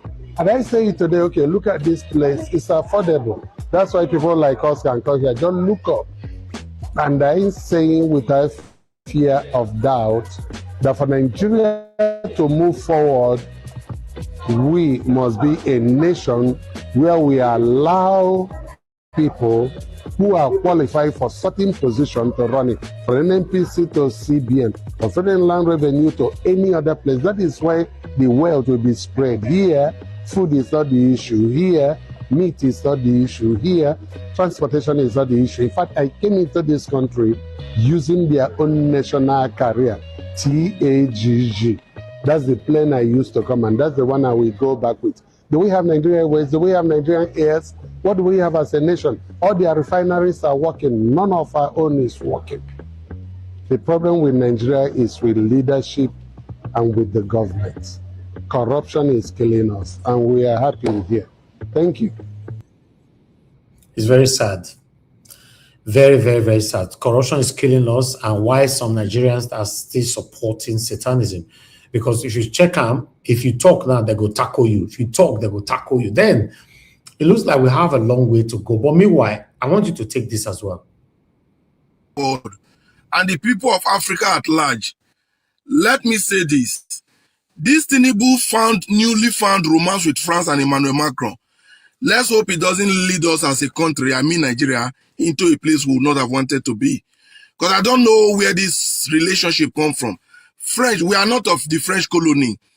And I don't know how Tinubu and Emmanuel Macron became best of friends.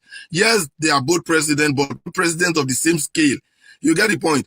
Francophone countries that are of French colony, they are all running away from France. Majority of them is gone. You get the point now. There are reasons why they are running away. When a child is running away from their father, he simply tells you so many bad things about the father. And it is now Tinubu is embracing France. I don't know whatever relationship Tinubu have with France, but whatever it may be, sir, please do it on a personal term. Take Nigeria out of it. Because this embarrassment gets too much by the day. You understand? What on earth was the Nigerian military aircraft and whatever it is looking for at the alliance of the Sahel state? What were they doing there? Now, just imagine the embarrassment now. You seen the news now. It says Burkina Faso seized Nigerian military aircraft. Did you see it? And have detained, okay, let me just read it exactly as it is. It said Burkina Faso detained 11 Nigerian military officers, seized Air Force C-130 after unauthorized airspace entry. What on earth is Nigerian military and their aircraft doing in the airspace of the Sahel? The alliance of Sahel states, Nigeria, with their alliance, with their romance with France, has described, or should I say, declared themselves as an enemy to those breaking away from France. Yes, that's exactly what it is. The other day, Benin attempted a coup. Perhaps they have their reason. Nigeria went to interfere. Now, you have been caught in Burkina Faso airspace unauthorized. Imagine Nigeria, 11 military men detained in another country. A country that was once referred to as the giant of Africa. How have we gotten here as a people? How have we gotten here? I've read from other sources trying to counter or condemn the act. Burkina Faso is looking for trouble. Hey, they have no right. Says who? They quoted the international law guiding the airspace. They have the right to their airspace, and Nigeria have become a threat to these Sahel states. You get the point now? So there is no way you will see an aircraft of your enemy in your territory and you will not take action. Now let Nigeria go and prove what they were doing there. What were you doing there? A country that cannot fight Boko Haram in their own house. The other day it was Benin, now it's Burkina Faso. Boko Haram is ravaging Nigeria, claiming territory as the day passes. You can't do anything about it. Rather, you're giving Nigeria constant embarrassment publicly. You don't go and think of how you will get your soldiers and your aircraft away from Burkina Faso. Shame, what a shame. The day Nigeria allowed APC to get into power, that's the day we embarrassed ourselves. And you see Ibrahim Traore, no matter how much you paint him, he is that head of state, he's that leader that Tinubu can never be. Tinubu's style of leadership is raising men, bringing up men, loyalists, making men become bigger than the institution, making individuals more powerful than the system. That is a stupid and nonsense kind of leadership. Burkina Faso has a real leader in Ibrahim Traore, trying to project Burkina Faso, not some powerful individuals. Put Burkina Faso high on the map. You get the point now. Whenever you look at America president, most especially this current one, Donald Trump, you always hear America first, not Donald Trump first. But when it comes to Nigeria, it's all about Tinubu himself, his friends, and his family. And we think that's leadership. When people try to praise Tinubu, they don't know the meaning of leadership. Leadership is not when you elevate yourself or raise your friends and family. How high have you been able to take your nation, your immediate society? That should describe it. So please, my people, I don't know what you think about this embarrassing news. I think someone needs to talk to Bola Ahmed Tinubu. The embarrassment is becoming too much by the day. They are embarrassing ourselves outside and they are acting drama with the kidnapped school children. Whether they release them, whether they pay ransom, or whether it was even staged, we don't know. Claiming they were, see, I don't want to go into detail on that because it can get me really, really mad. But meanwhile, on this one, Tinubu, please, one year. Whatever you have with Emmanuel Macron, whatever agreement or price you are owing him, fix it on your own. Save our Nigerian name from the further embarrassment. Nigerian name has been shattered enough. Please, enough of doing more. Please. APC don't become one-party system for Nigeria. Everybody don't they convert to APC. Okay, now the news we say we hear now we say the Rivers State Governor Fubara have joined the APC. Now Fubara don't come up from PDP, don't go APC. As they always say, if you can't beat them, you join them. Now waiting the happen now be that. All the PDP members, then they join APC. Everybody, they try to protect their own interest. Everybody, they try to protect their own pockets. That's what everybody they do now. Anyway, you see this Fubara case. Now we can cause nothing where we can never do this, man. The only thing where we can never do this, man, be say we can never make this Fubara drink in urine. Yes, very soon Fubara go start with the drink wicked urine. All right, guys, that's all I have for you guys today. Good morning, good afternoon, good evening to you all. Yes, this is a breaking news that Fubara finally moved to APC. Surprise to many, and not surprise to many as well.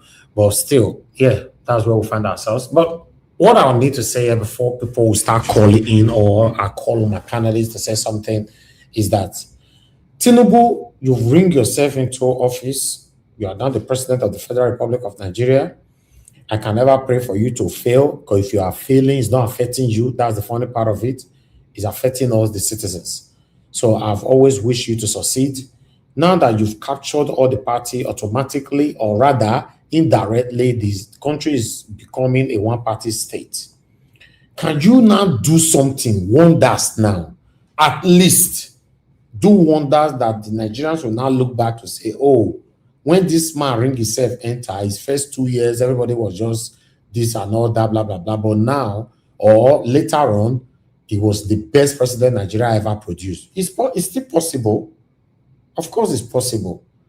This is my take, this is my opinion. I don't know about you listening, what you want to say later on, but this is my opinion, because this is what I wish right now. Many of you who argue these things, you don't live in Nigeria, you don't know what we are facing in Nigeria, whether you have money or not, the dilapidation, the excruciating situation, the whole situation in Nigeria is just too much to handle. So because the way they go now, I don't know who want run against Tinubu for 2027, no? To be honest, I don't know. But I don't know how they want still to survive them. I know when I speak like this, some people will say, oh, no, don't say that. Don't do this. Many of them also tell me, say, I not say that. When I tell you, I for years, say, I make one ringham. My brother, ECBD, say never. Say, make I shut up.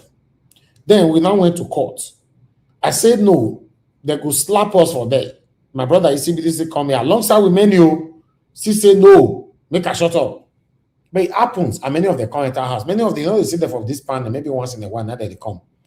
But we are still here every single day since that day. Now, for Edo State, I tell them, say, this our D7 satanic governor, Okpebolo, we will not they talk about, so now he go win. Many of them shut me up for here. Now he don't win. Now he be the governor of Edo State. I see they tell una now, say, without una no title una bet. Now Tinubu go win 2027. Maybe una still go tell me today, make I shut up. Because you cannot be telling people to shut up and you are inside your room doing nothing. Nigerians are just no. Listen, you need to be in Nigeria for you to understand Nigerians. People that say the matter are not concerned these people. They are not interested. So I wonder who want to run against Tinubu, like my principal, Mr. Peter Obi. I'm not even sure where Peter Obi is running from right now.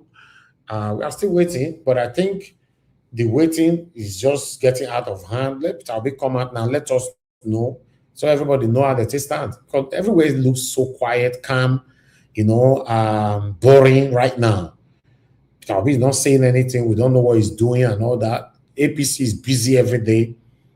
Like I said, some of now still shut me up now. Say, don't worry.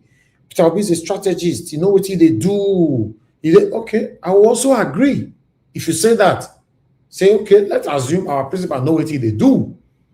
Because now tell me that time, say, you know what they do. Say, he never go court before, say, he don't win for court. But they slap us for 4 a.m. in the morning. Boza! Till today. Some of the way advise me, tell me that I make a shut up, say, you know what they do. We're not the same when I give for this panel. Some of them still they come, but when they come once in 10 years. Maybe this one now, they say, no, Tinubu is a nobody.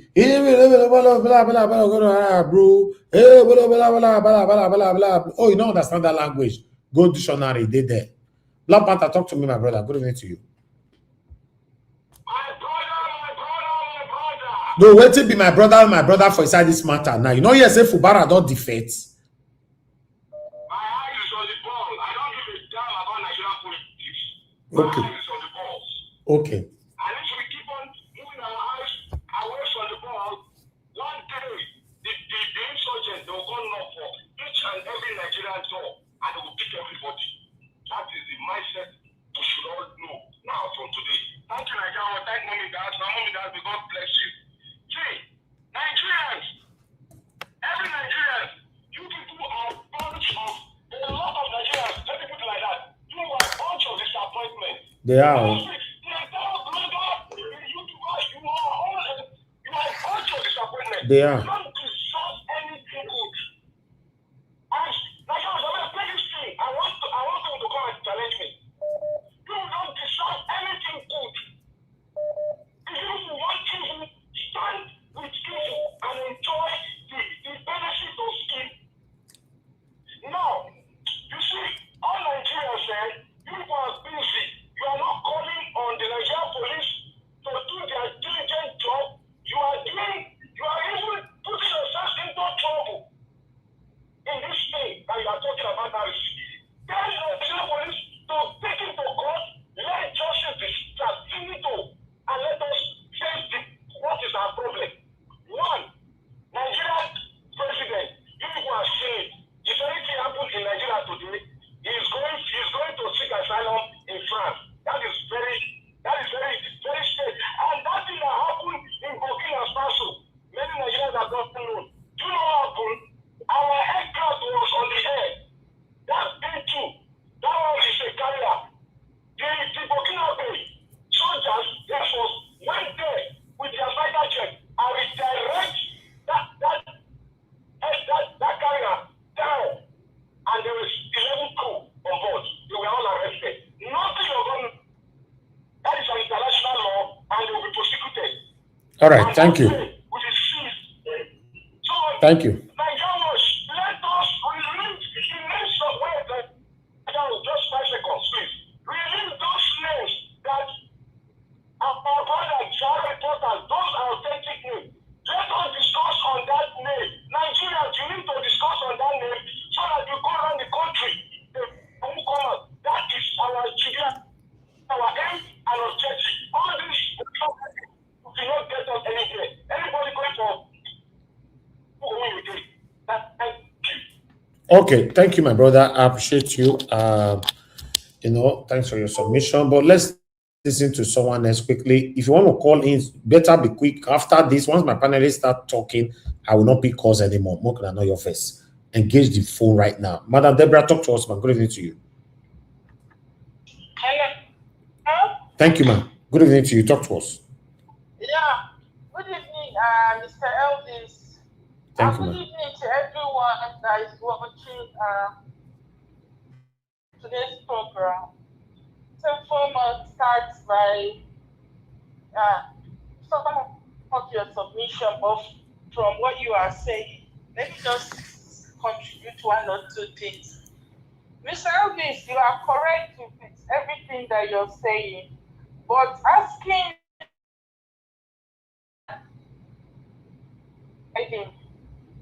I don't think that is possible.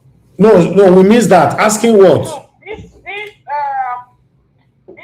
Madam, you said what? We missed that. Hello. Can you hear me? I said you are asking Tinubu, I think, even though he rigged himself into government, but you are telling him if he can do the right thing. But I'm telling you that it's impossible. It's possible for Tinubu and these APC governors to do the right thing. It's like laying a wrong foundation perhaps on a faulty foundation. And you are now telling the person the foundation of the house is already wrong. It wasn't planned properly. Nothing was done properly. And halfway in building the house, you are not telling the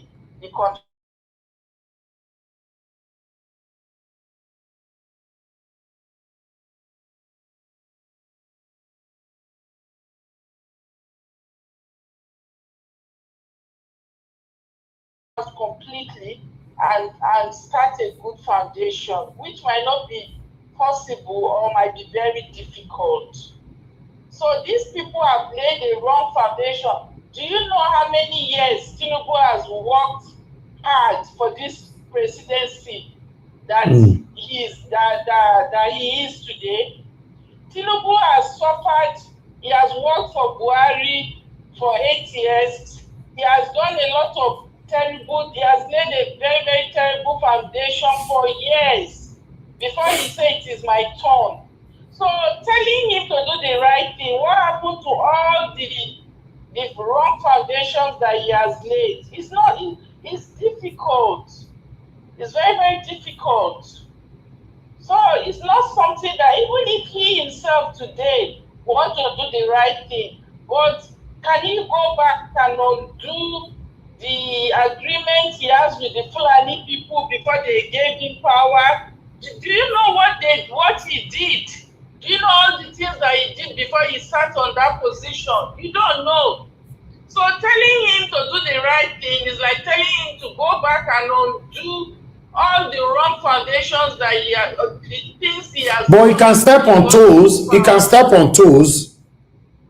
It's going to be difficult, Mr. Elvis. Try to understand. That's what I'm telling you. Don't expect. Okay, for something that has been for the agreement that he has made with the Fulani people before they supported him, how many toes? He cannot. If he step on toes, then he himself will be out of there. So that is what I'm telling you. Okay. Why do you think your governor in Edo State cannot do the right thing? Have you asked yourself? Because if he tries to do the right thing, he will be out of that position immediately. What did Fubara? When Fubara tried to do the right thing, did you see what they did to him? They Fubara him from that position. So you already seen the evidence, and Fubara tried to do the right thing. They removed him from there to teach him a lesson. They brought him back, and now he has joined them. So if Tinubu tried to do the right thing, he'll be out of that presidency. I'm telling you the facts. Okay. So just understand that expecting them to do the right thing is like asking for the impossible. And I'm telling you that cannot be possible because they all want to remain in their position. They are not ready to leave their position for you, for doing the right thing for you, except they are forced. The only way that these people can do the right thing is if the Nigerian people force them. But the Nigerian people, like they are not ready. They are sleeping. They are sleeping. They are not ready to. Now make me the beg food. Now make me the beg Tinubu. I'm just telling you that is the current situation. Okay. But trying to expect this group of people to do the right thing is impossible because they will not do it. If they try to do it, then they will be out of their position. And none of them are ready to be out of their position for you, for you. So just get that clear. Then regarding Fubara, I'm not surprised. We all expected it. And a lot of Nigerians have a price. And once they are giving that price, once they are paid that money, then they will always do what it's just a sad situation. And like you rightly say, that 2020, anybody expecting anything to change in 2027, I think the person is just dreaming. There's no any sign that anything is going to change. Nigerians are always waiting for a messiah that will come and save them. I remember as soon as Donald Trump made that comment, everybody was happy. And I was just telling somebody, I said, Nigerians are actually expecting that one person somewhere is going to come and save Nigeria. Nobody is going to come and save Nigeria. The only people that can save Nigeria is Nigerians themselves. All right. And they were all happy. They were all excited because that is the mindset. They are always waiting for somebody that will come and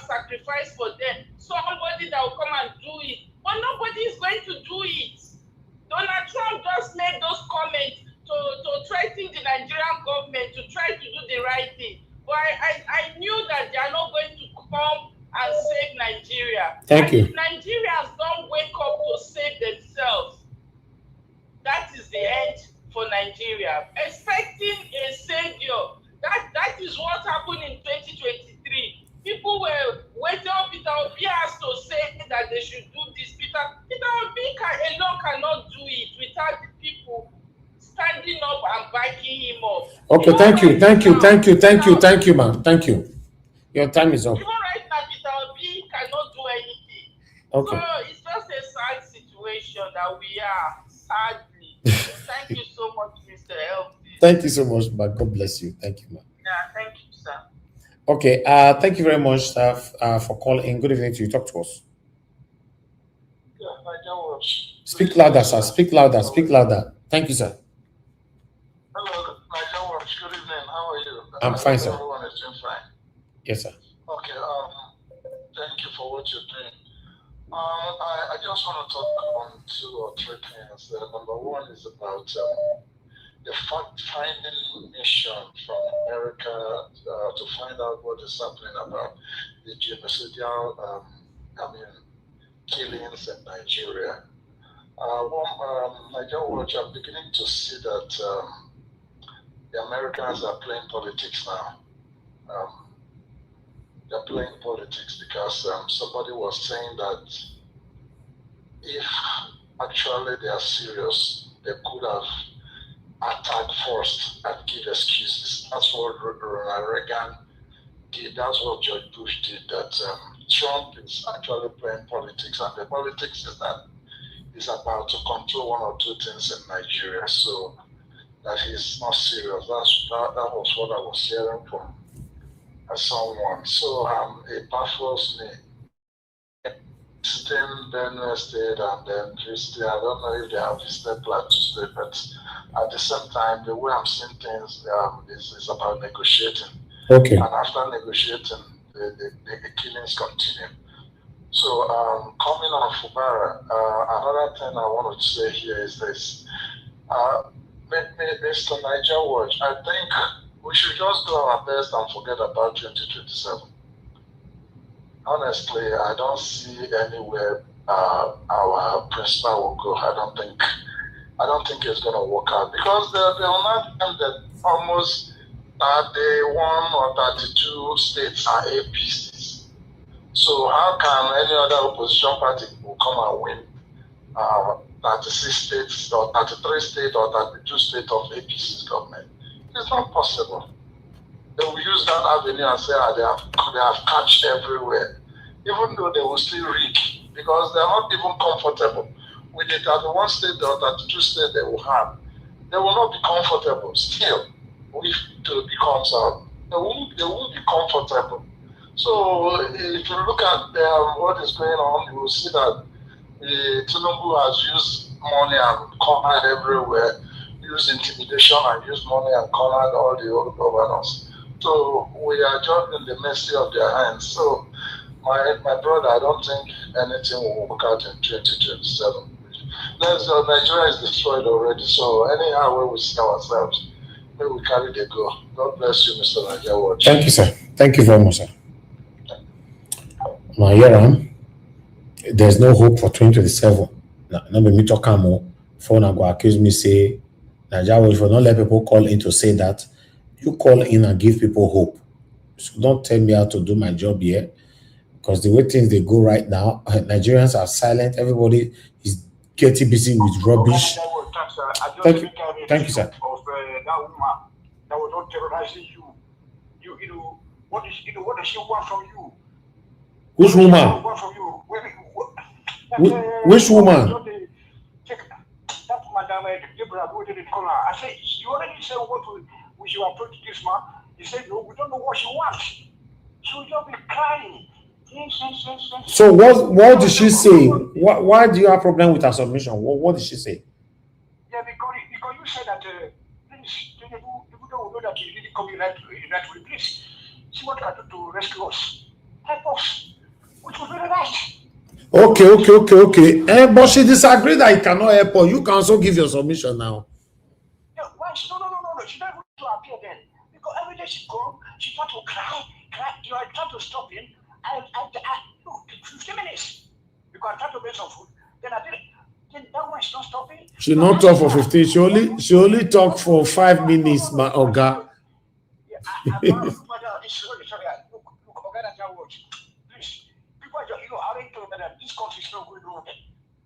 And you already agreed to that. But why is she still hammering on that?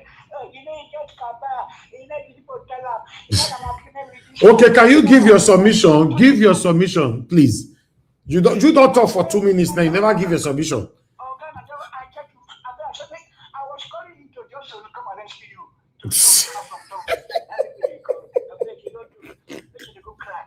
Okay.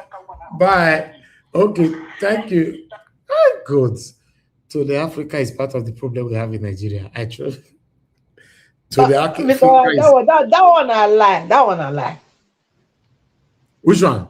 That one I lie. Not be part of the problem at all. Me myself, I agree. You agree to what? No, what do you agree to? You say I don't understand what you do. Oh, means I agree to what Mr. Tony Africa they say, because actually, Mother Deborah, with all due respect, every time when she come, call into the program, she know they talk, she know they give any hope. Like she's always like pumping out that negativity that it's not possible. There is nothing we can do. Yeah, but is anything so working in that's Nigeria? Opinion.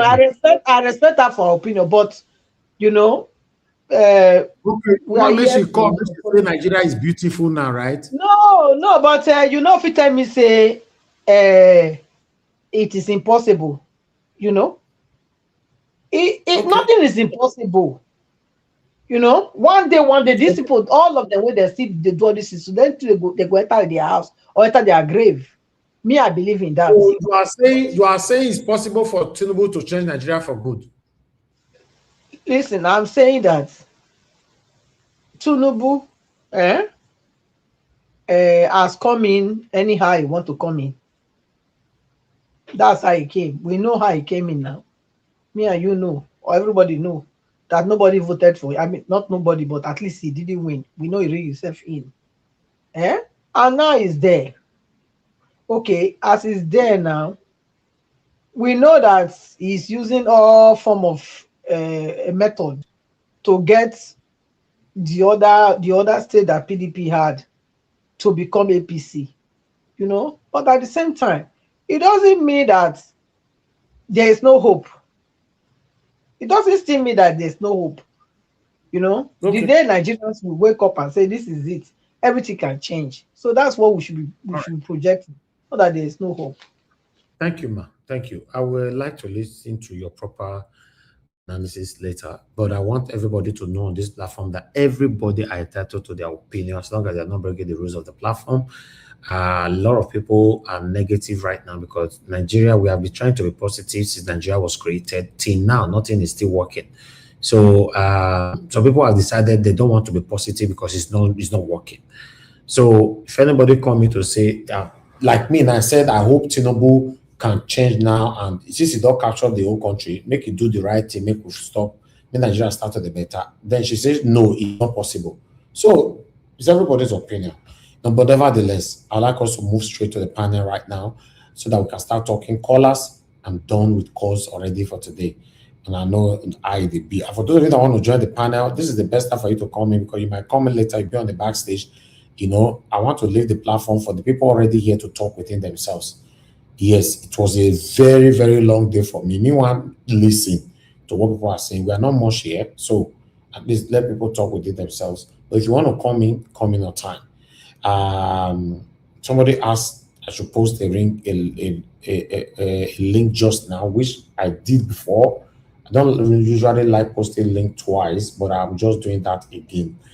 Click on it, join us here. But if you're on the backstage for 78 years, not to blame me, I might not be there. Mr. Alabo, thank you very much, sir, for your time with us. Good evening to you. Please, I'd like you to talk to us. I'm leaving the platform for you guys. You are the first, followed by Madam Patricia, then come to Niger. Thank you, sir. Thank you, Mr. Niger Watch. God bless you, my brother. No, but before you go, Mr. Alabo, You know, so somebody called me earlier on about you. I can't say make I because my your talk and how many people here, you know, on air instead of telling you privately. You understand? You know, I received a call from somebody. I was shocked, to be honest. They said, since morning, Mr. Alaba had been crying. He's been crying that Fubara have defected to APC. So I want to ask you, my lovely brother, why were you crying? Why are you crying? Eh? I not tell you before. Didn't I warn you, Mr. Alabo, on this platform that this man goes smack you? Woto. You said I was saying rubbish. Look at it again. Don't worry. You go mock me, no problem. Don't worry.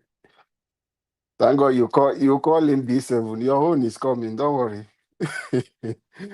Okay, No, no I've problem. accepted my own already. At the moment, I have a G7 governor. I've accepted. So what are you talking about? You have to accept your own now. You have a PC governor Naija who is watch. loyal to Tinubu forever. I have told my people it's what we are suffering today. Sorry, let me not. I know you came in this way. Good evening, sir. God bless you for what you do. Our mommy diaspora and people on the comment section. Yeah, I greet every one of you. It's a sad day for my state. It didn't even start today. Even when Fubara came back, you know, you read my letter I sent to him. You have seen my track on what I've been doing regarding my state. I have told my people when the suspension came in, I told them, Rivers people, wake up and take back your state. If you fight and restore the Fubara you people said you like so much, we will have a better River State. But if you wait for the same people who remove him to bring him back, it will become a puppet. It will become a toy. And of recent, you saw what is happening between him and the assembly member. So the assembly member, first of all, they rushed to decamp to APC. They wanted to impeach him. Since he came back, Fubara have not initiated any new project. Rivers Resources, we don't know what is happening. The state assembly said the imposter Ibas left over 600 billion in the account, and Fubara has not done anything regarding education. Fubara was returned back to the seat, and he was instructed, go and make your own money, enrich yourself, move on, and allow the one that will go to the Wike. Don't put your idea. Allow him to go his own. That is how River State have been going. No significant project. Nothing is happening. You only see Fubara go out and inspect the one they have already shared the money, paid the money out before time. Because that is how they make their money when they do those projects. And River State has been on standstill because of these few individuals, just selfish and greediness of our people who call political leaders. They are not leaders, political rulers, and people who are hunger for what they want to take. So it's not the same Fubara people used to know. So he was never a good person, and he can never be a good person. He was only pretending because he think Wike is taking too much, and he wanted to gain the attraction and the support of the masses against Wike. And that didn't go through. So now his true character and who he is now what he's showing. So you should never trust anybody who come to pretend to gain the favor from the masses in order for them to capture you, deceive you. So it's not new from anybody. He has been the accountant general of Wike. He knows every dirty business that happened in River State. So how is he a saint? How is he coming to be the one that is going to save River State? There was no plan like that. It's just the political supremacy. He just want to gather that momentum to become the boss of the state the same way. The same thing I told my Rivers people, the same way you people are showing love and giving this man praises, you will turn him, he will become worse than the Wike you people are trying to push away. So all of them are the same thing. So now Rivers people can see. But one thing I will tell my people is that nobody should fall for him. The other day I heard him saying what? Say the battle ahead is even something that is more than the one that has passed. Say it has just started. He wants to incite the people now to wake them. I told my people, don't listen to him. Don't fall for this trap. Don't fall for this trap. Don't die in their war. Because now he's trying to wake up people to come again and start the confusion. Last time, President Tinubu said he was teleguiding people, teleguiding militant. He was the one that caused the explosion and the state of emergency was imposed on Rivers State. Now, that thing again have started between them because it cannot stand. Nobody can have agreement when it comes to Rivers resources to Wike that can satisfy Wike. And it can never work except that person is a complete lunatic, is a complete fool that will just sit down there and if you know the resources we have and how Wike is controlling what is taken from this. So there is no way you can just keep quiet and allow it happening like that. Because he will feel, I'm a governor. You have been the former governor. You can't be treating me as if I am not a governor. You are still the one ruling. So it is not possible that any peace will stand because the agreement he entered with Wike and Tinubu is a deadly one, which him cannot stand it. Both of them can't stand it. I called him when he came back. I said, reveal to Rivers State the terms and conditions of you and the Wike that brought you back. He did not tell the people, but today now he's calling on Rivers people to wake up and get ready for the battle again. So I'm using this medium to appeal to my people not to die in their war. The only thing every one of people in Rivers State, the resident there, if you know you are eligible voter, get ready in 2027. This character, both him and Wike, Rivers people should kick them out. We don't need anything that has to do with them. They should kick them out of office. That is the only thing I will appeal. Let us move on. For the Osun State, our Remi Tinubu, the wife of president, there is nothing. I see people calling her first lady. We don't have anybody. It's not our first lady. Who gave him that title? Who gave her that title? She is the wife of the president. She is not first lady of Nigeria. In no way, it's unconstitutional. Nobody is not recognized. So whatever a team is attending as a first lady this is illegal. And illegality upon illegality, you can see the assault she gave to the governor of Osun State, which is unacceptable. That is the number one citizen of Osun State. Look at how Osun State people sat down and watched her embarrassing their number one citizen, their governor. That is unacceptable. And I'm calling on her. She is a wife of a president. She's supposed to be with her husband, but because of power and who they are, that is one thing you should understand. Any man you see as a strong man, as a dangerous man, a mafian, their wife is worse than them. That is what is happening. That person you see, people will be saying, our mama be this, is worse than President Tinubu. Is tougher than President Tinubu. You don't know how dangerous that woman will be for her to have that boldness doing that. He has come out to say the house of the Igbo people.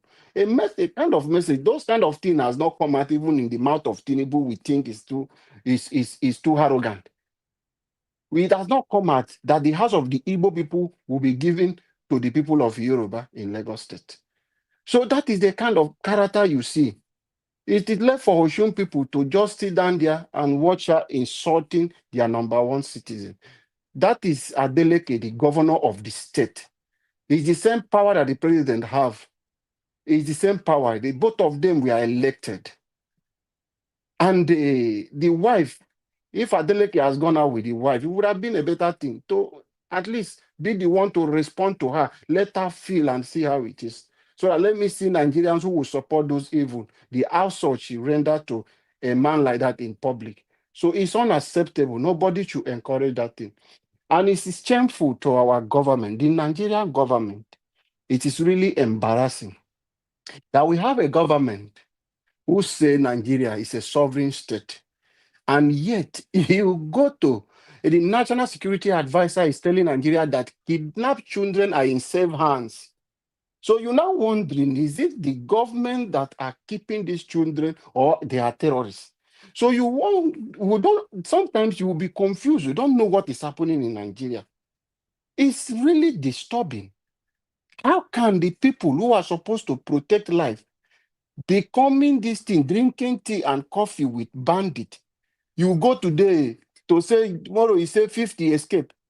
Jared now you went again and say you've released them batch by batch. understand what is happening. Are you guys really asking questions? What is going on? So now you are waiting for the remaining one maybe to discuss and have anything. How did you bring these 100 people out? What is happening in Nigeria? These are questions that need an answer. How many of us are asking this question from the federal government? How can you go to Bandit to say they have released 100 and you are working towards that to get more? And the National Security Advisor, Lee Rumatu, now telling Nigerians that those children are in safe hands. Kidnapper hands are in safe hands. It's so sad that this is where we found ourselves. This is really disgusting. Sometimes when you see what is happening in our country, you wonder what is happening. Today, look at the big brother of Africa, Burkina Faso, brought down our own jet, military jet. What is President Tinubu trying to do? Because he went to Benin Republic and occupied their airspace, he said, let me go and try that in Burkina Faso. You are bringing more, attracting more enemy. The internal one we are fighting is difficult for us. You want to begin to go and attract the external one. If these people begin to come to us today, you know those people have the support of Russians. They have support of other countries. If they begin to pick their interest to retaliate on what you are trying to do to them, it will be too much for our country. What Nigerians are calling today is come back to our country, flush out the militant, flush out the terrorists in our own country. The same way you could secure the airspace of Benin Republic and you flush out those coup plotters. Do that for Nigeria today so that we will not have characters like Harrison anymore. We will not have characters that will come out to say, I've been in this field for 15 years. I know how 20 million looks like. We will not have those things. Focus those energy on Nigeria. Leave Burkina Faso alone. Their citizens are not complaining. Nigeria are complaining. You have not allowed the space of Nigeria people to have a freedom of speech. If people talk, DSS will pick them. If people are speaking, you go after them. Burkina Faso people are not complaining. They are happy with the military rule. But however, some of us are born into the military era. We don't support any military because no matter how worse the civilians are, you will not compare them to the military rule. But however, if we say we are practicing democracy, you are a political leader and you have this space, you have to do what is right so that you will not push people into this kind of thing that will push people to begin to look for. Your citizen will not be calling for military government. I was born into a military government. We know how it was. I grew up under a military government. So I know how it was. I will not wish for a military to take over. But I wish that our leaders to do things in the right way. We cannot have a civilians that is worse than a military rule. And you say it's a democracy. That is where you see the rise of this coup that is happening across Africa. So it is left for us, the citizens now, to rise and unite together. Hold our leaders accountable. Hold them accountable. The institutions, not just President Tinubu. If the judiciary are doing things wrongly, let us call them out. If the legislative arms are doing something wrongly, let us call them out. Every institution, the police, the military, we continue to speak, and that is how we can change our country. And let us come out, not just speaking. Let's add it with action. Together, we will build a better society. We will have our country, we will take it back. Nobody should give up that the President Tinubu has occupied the whole political party, has done this. Now, he has taken over. Let him begin to do something. Within the remaining year that we are seeing in his administration, we pray that President Tinubu should use this opportunity. He has captured all the political party. Now it's an avenue for you to make Nigeria like Dubai. Make Nigeria like the way you APC government have promised. Every governor now belongs to you. They all bow to you. Even the ones who are pretending that they are PDP, they all submit to you. Now you have everything. The institution are with you. Every institution are under you. Make Nigeria a better place and a safer place for people to thrive. Thank you, everyone, and God bless us. Madam Patricia, let me leave the floor for you to speak, please. Madam, welcome. Okay, thank you. Thank you for joining us. Thank you again, Mr. Alabo. Good evening, Mommy Diaspora. Mr. Ivis, thank you again for the platform. All our viewers, wherever you're watching us from, good morning, good afternoon. And of course, hit on the dollar sign, like and share, very important, so that these brokers can go far. Thank you again, Mr. Alabo and Black Panther. No, it's to Niger that is on the platform. And those that I've called before, I want to also thank you for lending your voice.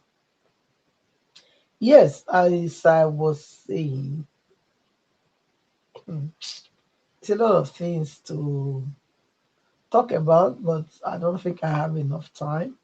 So I'm just going to go straight to the ones that I can put together now, because there's many that need a deeper thinking process for me to bring them out in the way I would have want to present them. Fubara, let me start with Fubara. Fubara has not been, like you said, Mr. Alaba, I want to commend your submission in regards to Fubara, yeah, because others have called, they kind of praised him and then thought that gave a submission looking like as though he changed at last. You know, he changed at the latter end. But no, Fubara has been a bad guy just as Wiki. Okay, Fubara was there when they too rigged uh, rigged River State for Tinubu. He was there. He wasn't an outside body. He was inner caucus of the PDP that rigged a PDP out in their own states and allow APC to win. So Fubara knew the game plan from the onset. But when he got there, his greed became bigger than himself. That's what happened. Like you just said, Mr. Alabo. That's what happened. Nobody can tell me that Fubara did not know. He knew everything. Was it not APC that won a River State? In a state where Fubara was and Wike was the Wike was the governor. Tell me. So he knew, and Rivers people don't ever, put yourself in any of their, don't war in their fights. Let them go and war themselves. Okay? Because Uvara knew what he was going into, and he knew all this that he was doing was self-inflicted. He wanted to become the new I don't know whether Godfather, yes. I won't say Sheriff Itam. The new Godfather that he wanted to be. So that's what fell on him. And I knew that he was going to defect anyway. I knew that from the day he came back, when they said they have lifted the what they call it, the emergency rule that they had, in River State. When he went, the first day didn't go, the second day he showed up. I said, look, this guy is not there for the people. He was there. All the fight he has put up was all for himself. It's clear that it was all for himself. And for anybody to think that is because the same people that defected long ago to APC when Fubara was just sworn in, I think it was not even up to 3 months. When they were singing, I don't know, your mandate will stand in the bus. Anybody that think that it's now they are defecting, you are just deceiving yourself. Those people are defected long ago. Okay. So now he had to join them because he has nothing to offer to the River State people, indigens. Yeah, he was there as a Benin would say Daji. Whole land for me. Not me. He's a placeholder. It's not the owner. He's just a placeholder. So Fubara is a placeholder to Wike. Are you hearing me? So Wike still gets the bigger share. The only thing that backfired was that Fubara was now trying to exalt himself more than who has placed him there to hold that place for him. That was what backfired. And they beat him into shape and brought him back to where he's supposed to be. And now he's sober. And he's playing ball as he's supposed to play from the beginning. And who is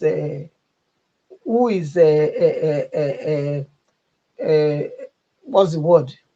Cheated or short of cheated with that is the people of Rivers that supported this kind of man. Honestly,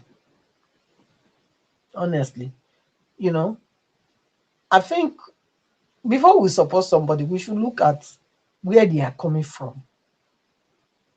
I think that will save us of grief. That will save us of regrets. Because I know many people will be regretting now in that River State when they come out to support this kind of, birds of the same feather that flocks together that I wasn't aware of. But you see, you have to do your own diligence, study or research, understanding of the circumstances and situation of people before you start to put your weight behind them. You cannot put I cannot put my weight behind certain people. It's not possible. When I see your antecedent, the way you are dancing here and there, like I said, I've said it in this platform. If it will come out, me, I know I need support. Anybody thinks now, I want come now. I want come have mokuna the talker they go now. Now own boom be that more than they show up. Because I don't see any reason why I go do. Because even when I first support, I'm not see anything when you come out from inside. So myself, I did my own. No, I don't lane. The Nigeria Army coming out to say within the Navy or whatever. No, the Air Force coming out to say, yeah, it was the flight was the aircraft was having problem. Look, all these are just a kind of made up stories to deceive again the gullible Nigerians through the media. The Burkina people have already released their own statement saying that Nigeria Air Force was intruding in their own airspace and they brought it down. Who am I going to believe? Is it you that are in Nigeria telling me a story, or the one that the thing happened in their own territory? Yes, I think it's Mr. Alabo that mentioned it too, that because they were able to sort of, they think they've quered the coup that happened in the Benin. But I can tell you, in less than 2 weeks, mark my word, less than 2 weeks, we go hear about that same coup again. We hear them. They went to Benin without following the right procedure to deploy our soldiers. He went to do that. So now,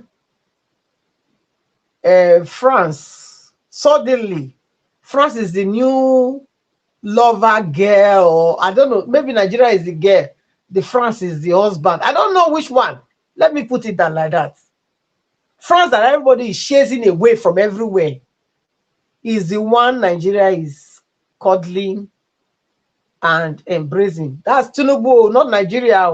It's Tinubu, and it's telling us that it's Nigerians that are bringing France in. We are not bringing France in. I don't know where this new love they come from. When we know their history and everything they have done, the evil they've done. So, okay, the people they colonize are rejected them. Now we, where they not colonize, they can accept them. I don't understand. Now we, when they are our own, when we know, I mean, come on. It doesn't make any sense. Somebody is going to speak up, and I'm speaking up. I don't want France influence in Nigeria. I don't need it. We don't need it. Okay? We don't need that kind of influence at all, because their partnership is not an equal partnership. They cannot be equal.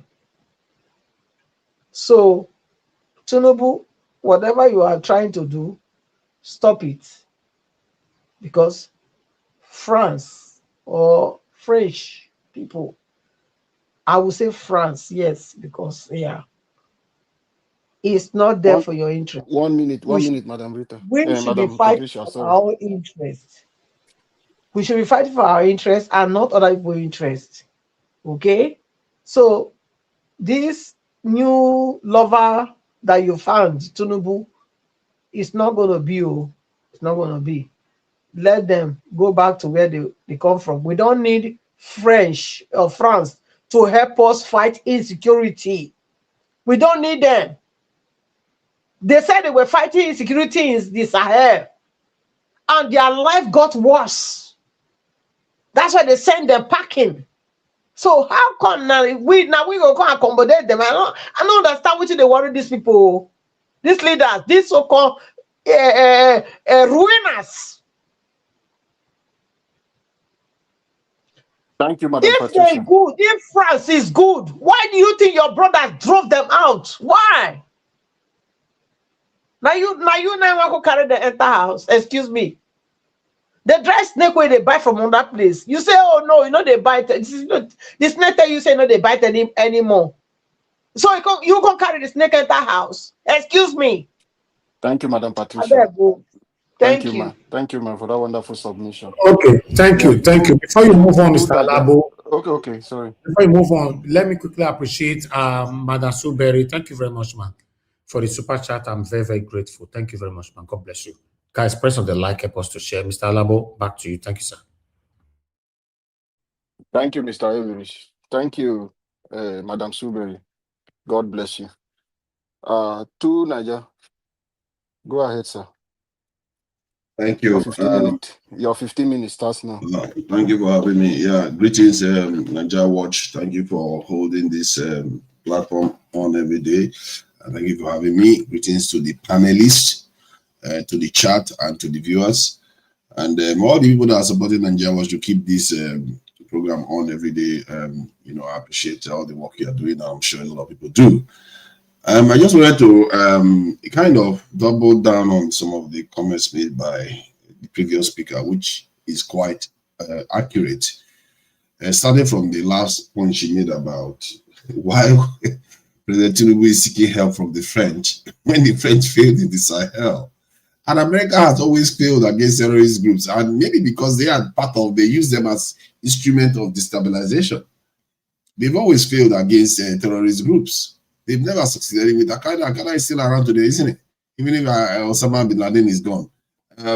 ISIS is still around. So all of them are still there. So you begin to wonder, are they actually looking to defeat these things, or they are using them as a way of destabilizing nations?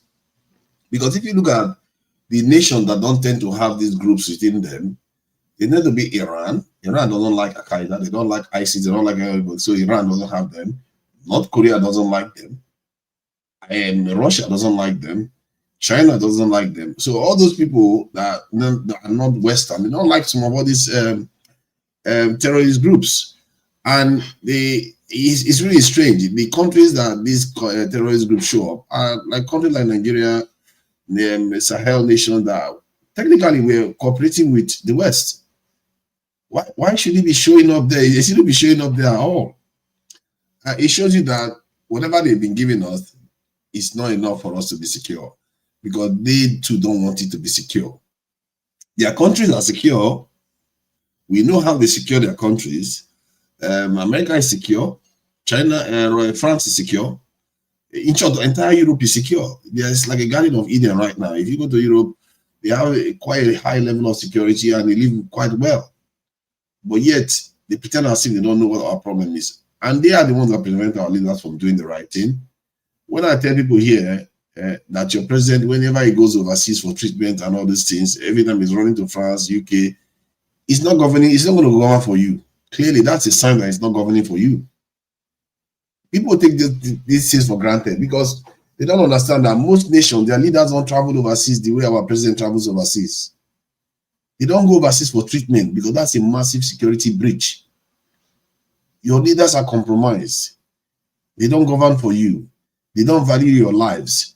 Within how many hours, the Nigerian government sent military air force and everything to the Republic to intervene. What does that tell you? They are not governing for you.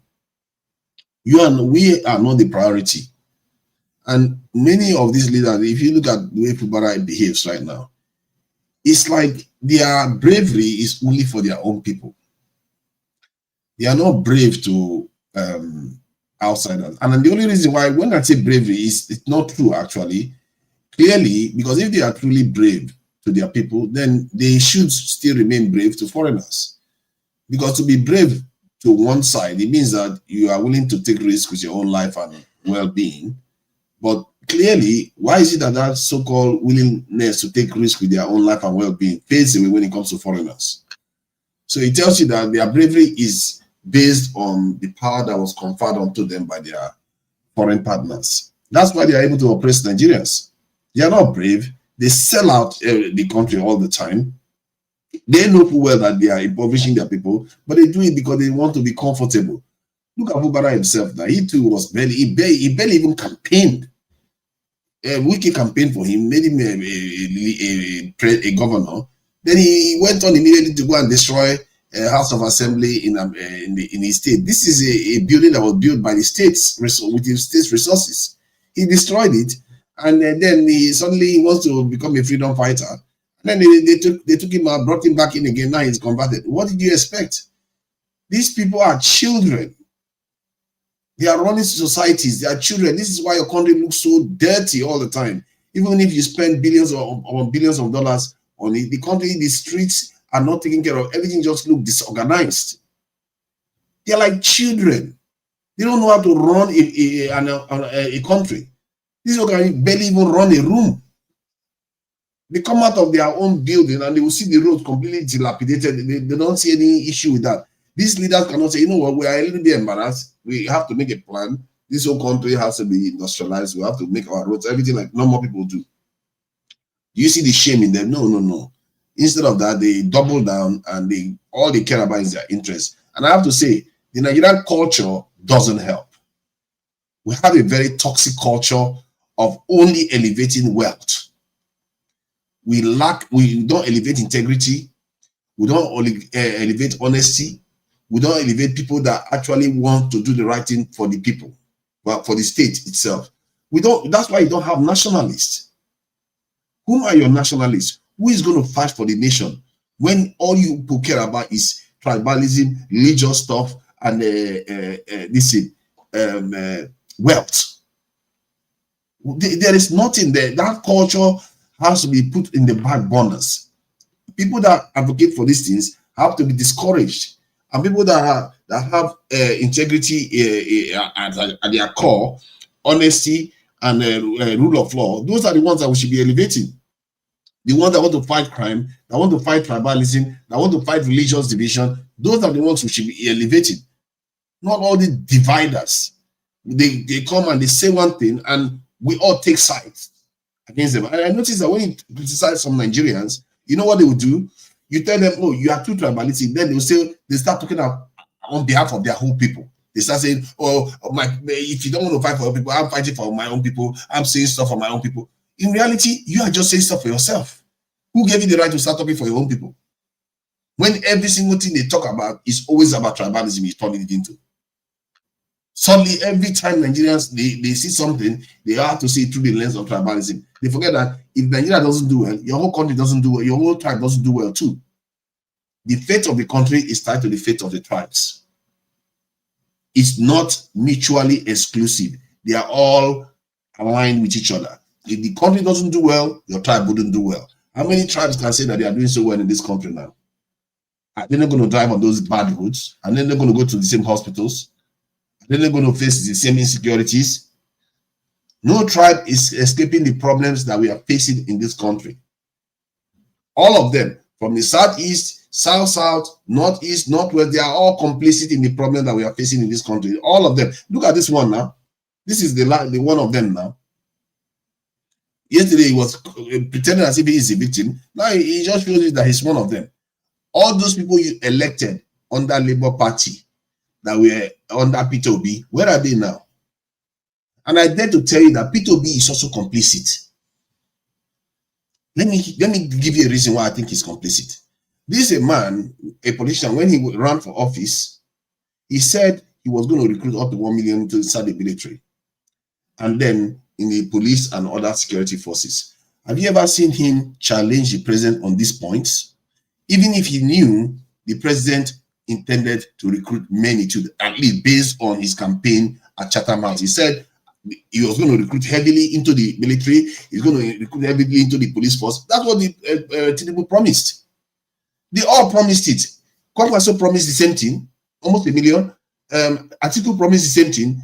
P2B promised the same thing. So when you get into opposition, you shut up your mouth.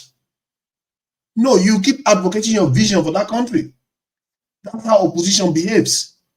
If you have a vision for the country, you carry on advocating it. But you notice that after the election, immediately after the election, they shut up their mouth, all of them. They pretend as if they don't know Nigeria has a security problem. They start talking about living standard. They start talking about you have to give them something to do. What kind of rubbish is that? Or technology. They all knew about this. Every single one of them. That should show you their complicity in it. Because they didn't have to. Nobody advised them to come up with that same policy. Almost all 4 of them, the same policy to recruit heavily into the military. Till today, even after Trump has threatened Nigeria, President Tinubu's approach is, get 50,000 police officers and get 20,000 into the military. And that is with him stretching the Nigerian recruitment capacity that we have. And that is simply not good enough. And they know it. It's not going to change the dynamics on the ground. That is not going to affect because the landmass in Nigeria is so big. We've seen this video here now. Our own military chief was saying that he couldn't go to where terrorists has attacked after 2 days. He didn't go there. He was seeking information from a YouTube, this in a social media blogger. That is not how you run a nation. And yeah, this same country is able to fly overseas to go and get involved in other countries' affairs. They know what the problem is. Our problem is not that serious. It's not that many. We like to think that it's very many. Our problem is our leaders and our people not realizing that if you want to secure your country, you have to use your people. We all know no other person is going to be able to solve our problem. It's us. It's our people there. The people living in that country, they are the ones that can only save that country, not the people outside. You have to hire them. You have to give them jobs. We keep saying people don't have jobs. Give them jobs. Let them go and secure the country. While people have peace of mind. Parents can send their children to school and not expect to get kidnapped. The other day, Buala was saying they are doing a new strategy now where they will move the schools from the villages and bring them to the city areas so they will have something they call some kind of super school because of insecurity. So we are changing the way we educate our children, the places we educate our children because of insecurity, instead of you to send people there to go and secure those areas. You have people, what are all those young men doing in the city selling mobile phones for nothing? People are working for 100,000 naira for almost nothing. You can't send them to go and secure those schools. You want to start changing the way the country is configured because you can't even do the right thing that other nations do so easily. They do it instinctively. I must say, the leadership class that we have right now, if there is a university that you go to for leadership, our leadership class didn't go to the final year. They didn't attend the final year and they failed. And they never, I wouldn't say they failed, they just dropped out. And they didn't do that final year. So they are not qualified. They don't have that level of commitment, that leadership, the skill set that they need. And that level of leadership, I think the previous speaker mentioned it in passing, is sacrifice. They don't understand sacrifice. They don't understand projecting into the future, making plans into the future, and making sacrifices for that. Doing things that you know you may even lose your own life.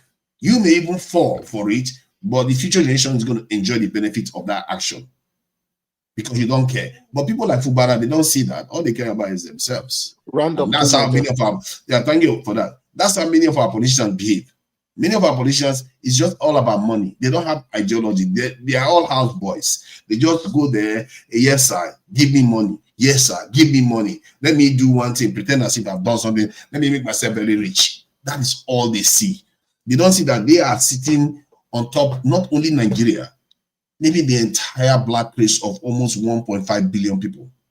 These leaders, that's why I mean that they are not qualified to hold that seat. Maybe it's not their fault. They didn't fight for the country. They just got handed independence by the British and just walked away. And they were still, who educated them? It was the British. You think the British will give you education that will make you qualified to be a true leader? They won't. They will put you through the rigors that you need to become a proper leader that will challenge them even when you need to challenge them. How many are leaders that challenge foreigners? Africa, Nigeria has become irrelevant. The country that should be at the center of almost the activity of 1.5 billion black people around the world. We have become totally irrelevant because we have leaders that are unqualified to speak on their behalf. I really think we need to think hard about this and take ourselves a little bit more seriously, because some of the things we are doing right now, it's not going to get us anywhere. Personally, I don't think anything I've said is going to change that much because our people are not where they need to be. The kind of environment that creates such leaders, we've not seen it yet. When that environment shows up, you will see nationalists show up. You will see people that are willing to put their lives on the line for the nation without thinking about it at all. They will do what is right for that nation without thinking about it. And we have not gotten there at all. Thank you. Thank you, Naja. What do you have to say? Are you satisfied now? Are you happy? I'm happy. What do you want me to say? I'm happy. Don't Thank laugh. you. No, you don't talk. No problem. Thank you, sir, for your submission. Madam Patricia, are you there? Madam Patricia. Madam Patricia don't sleep. Okay. Let's let women go ahead. Okay. Let me carry on now. Okay, Naija, we want to go the second round, 5 minutes to get 15 minutes before Madam Patricia. Okay, you start again. I don't know what Uche is saying that Tinubu is my paymaster. Tinubu is not my paymaster. Just in case, let me break it down to you. I just accuse him of working for the French and going to compromise the nation for the French. And he has also sabotaged the Nigerian economy, just in case you didn't know. And many Nigerians don't know this. This president kneecapped the Nigerian economy that could have been heading towards $1 trillion right now. Instead, we are languishing somewhere around $200 billion. Pardon? Naija. Yes. Sorry, sir. Are you aware that people are saying that it's because you are just like a late or lock person? Because then the thing no reach on and all of them they come out now against her. I guess I don't know Olokpasa. I don't know those people. I don't care about all this. I really don't. They don't give to Naija position. Let me count the They say that waiting they talk. Say all of them they make out. No. Upset with the Tinubu now because they are No. See, can you imagine you trying to employ somebody like me? Think about it yourself. Anybody that looked hard what I'm saying from anywhere, from any angle, they would think I'm not on any side. because each side think this guy looks suspicious. Something is weird about him. Because if you are taking side, you are going to be aligned to one side.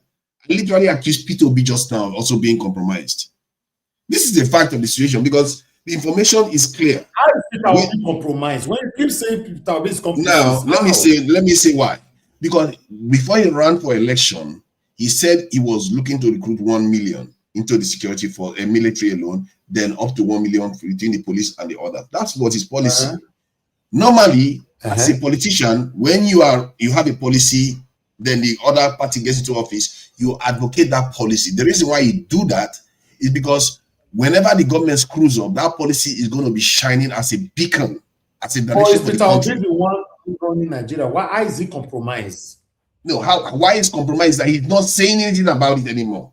He completely shut up his mouth the moment the election is over. All the little that he's saying, so you don't say that in the labas that why you know why you not answer? We don't listen to the last video. No. See, this is then game. See, what is all the position that people have? Okay, good. Like I said, all of them are compromised. But what is the difference between P2B's criticism and that of Atiku right now? It's because they're all pretending that withdraw that statement. Don't say all of them are compromised. They are all compromised. I will tell you right now. Remove Peter Obi because at the end of the day, we have so many. So was opposition. He's supposed to be opposition. Atiku supposed to be opposition. We are not they call those names. That's why I say they are all compromised. Ask Naija how many of Peter Obi speech were in the listing, if they follow Peter Obi. Tell us what I listened to his last video. I listened to him. I don't follow him all the time. No. I think the last time I heard about what he said regarding the national security issue. How will you know if he said something about No, because if he had said it, I would have heard it by now. If he had said recruit up to 1 million, we are just talking based on story. You are not listening to Peter. If you are listening to Peter Obi, you will not come here to speak what you are saying. No, I listen enough to know that he has. If you are listening to Peter, you will know that all these things you are criticizing. You are defending somebody that is selling you out. Look at all the people that are. See, P2B technically is selling you out. Look at all the people that are elected. Look at the people that were elected into Labour Party. What did he do to rein them into what they are doing right now? Those the story you are bringing in. We can't keep making it. Okay, let's say he cannot control other individuals, but he can control his own mouth. He can control his own policy. Why is it I am okay? Look at my policy and what I believe in Nigeria. I'm still saying it even after the election. Why is P2B not saying the same thing after the election? Go and sleep. I'm asking you now. If it was you, did you change your opinion after the election, Niger Watch? Did you change your opinion? I used to listen to the way you are talking like this. Let me ask Niger Watch now. Let me ask Niger Watch. I beg, my brother, our nation. Hold on. Did Peter Obi change his opinion? He changed his opinion because he's not advocating it anymore. He's not saying about it anymore. When it comes to national security, how many times Una say me they go arrest him? Okay, let me. No, who is Una? Now, maybe it's you now. But see, my point is, not me. Don't bring me to it. See, my point is that have you seen him advocated his own policy whenever there's insecurity problem in Nigeria? That would have even benefited him, but you don't see him doing it. Like, can you imagine? You want him to teach Tinubu how to do it? No, he doesn't have to teach Tinubu. He has to say, look at me. I've been saying this problem is not going to be solved that way. I said you need to recruit up to 1 million. Solution on security, on how to tackle security. So Papa does not okay, now let me check now. I'll check online. Let me check online on P2B's national security statement the last time he said recently. Whether he mentioned anything about recruitment anymore. Now that you want to check. It's now that you want to check after you assassinate him. No, I did not. No, I've checked it before. Look at what he said now. Apologize after you don't check. You apologize. Okay, now you want me to read what he said now? Let me read what he said. What I said about recruiting up to 1 million. He didn't say that. Why must he say that? Did he say something concerning the insecurity in Nigeria?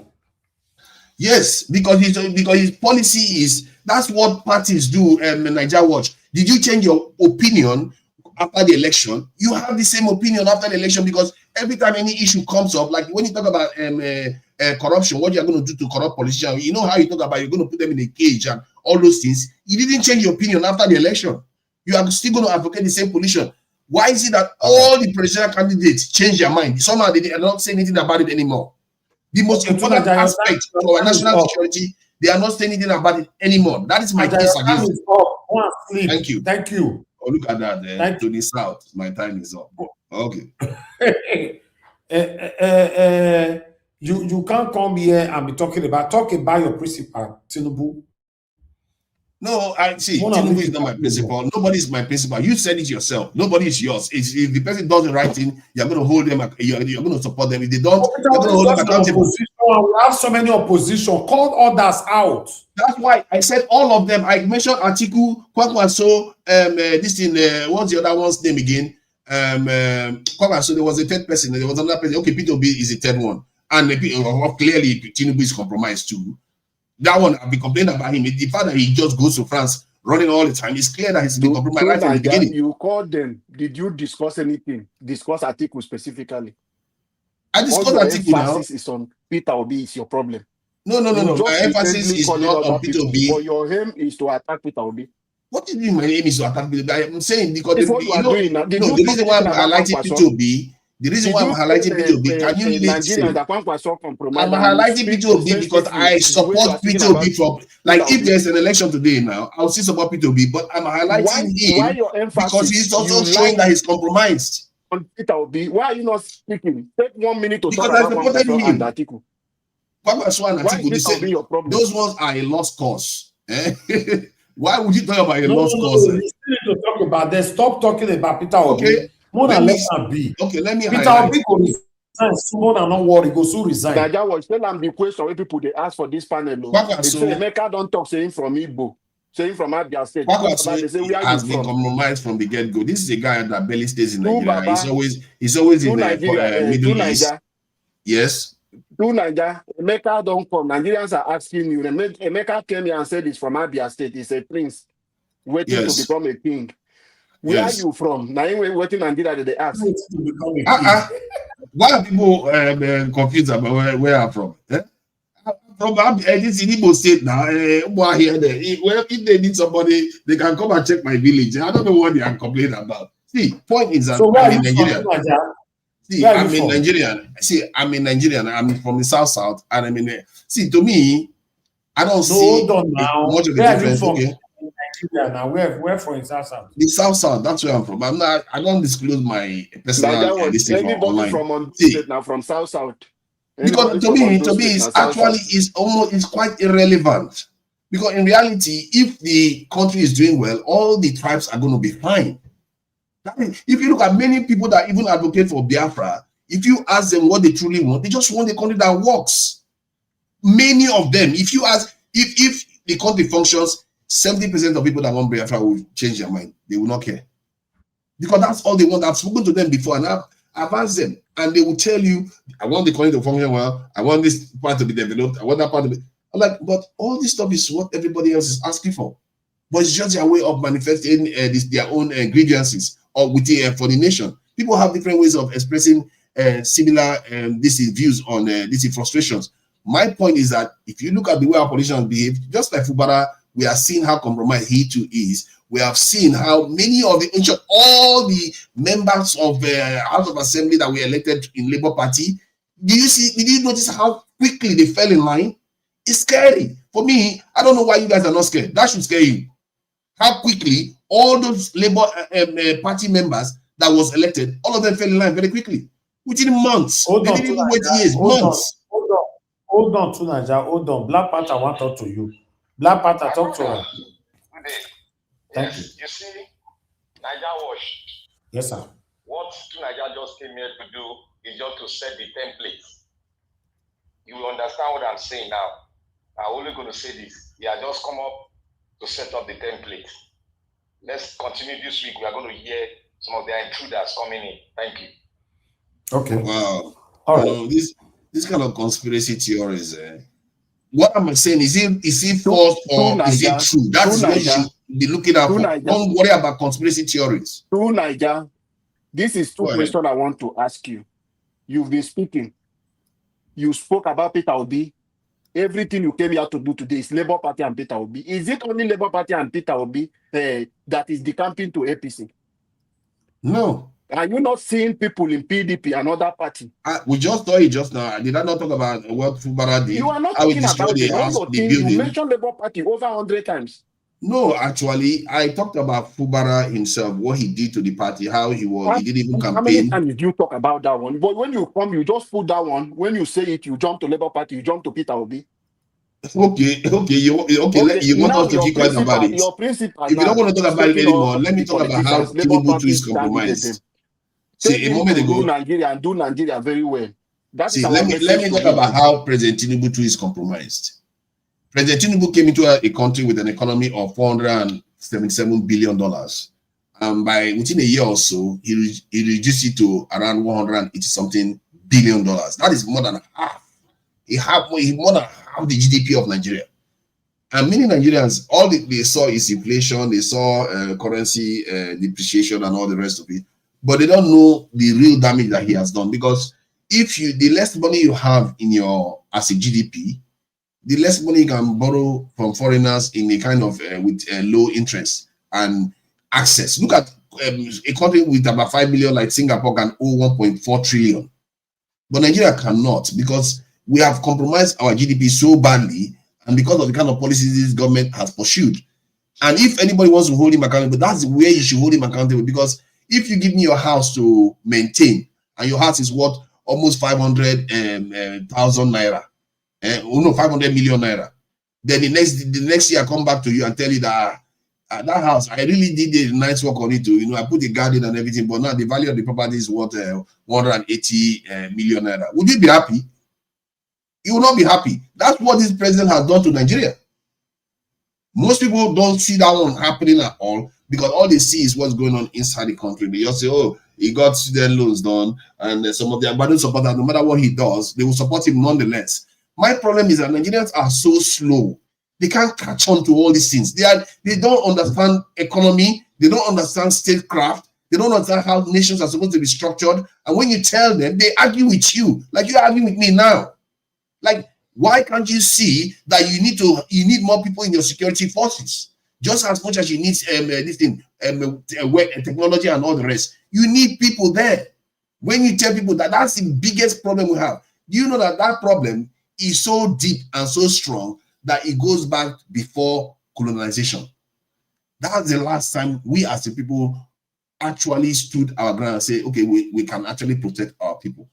At least based on what we knew at the time. But based on world standard right now, we are not protecting our people at all. All we know how to do is go to small countries like the Benin Republic to go and bully them, because they too are also useless. They don't have security. If Nigeria goes after Singapore right now, Singapore will smash Nigeria. I can tell you right now, the weapons Singapore has, they are 5 million. Can Nigeria go after Israel? Israel is about 8 million Jews in there. If Nigeria goes after Israel, they will smash Nigeria. This is the type of nations we are talking about. These are real nations. Not like the way we have built our country. You can even see it your own. I just look at the picture of Nigeria and superimpose it with a picture of other countries. You see how even in some of the most expensive areas in Nigeria, you go to VI, you go to all these places that they say is so good. If you look at the road, they are not exactly that good. Actually, you see gutters everywhere. Other countries, you will not even see their gutter. But yet, you go to VI, you are still going to see gutter. And this is the best area we have in Nigeria. Come on. There's something seriously wrong with us, and we barely build anything. The only time we actually build something now is a Dangote refinery, and even that one is not even built by us technically. It's built by foreigners by and large. What have we done as the people? All this stuff. When somebody tries to educate them, they fight back and say, no, why are you saying that? I'm telling you that the presidential candidates, all of them are compromised. I'm telling you that I don't want any old leader in Nigeria. And personally, that's my policy. Any leader over 60, don't bother. Don't come near Nigeria. The reason why I think that is a problem for us, because all those old people, they are more likely to hold on to their position. They never change their position.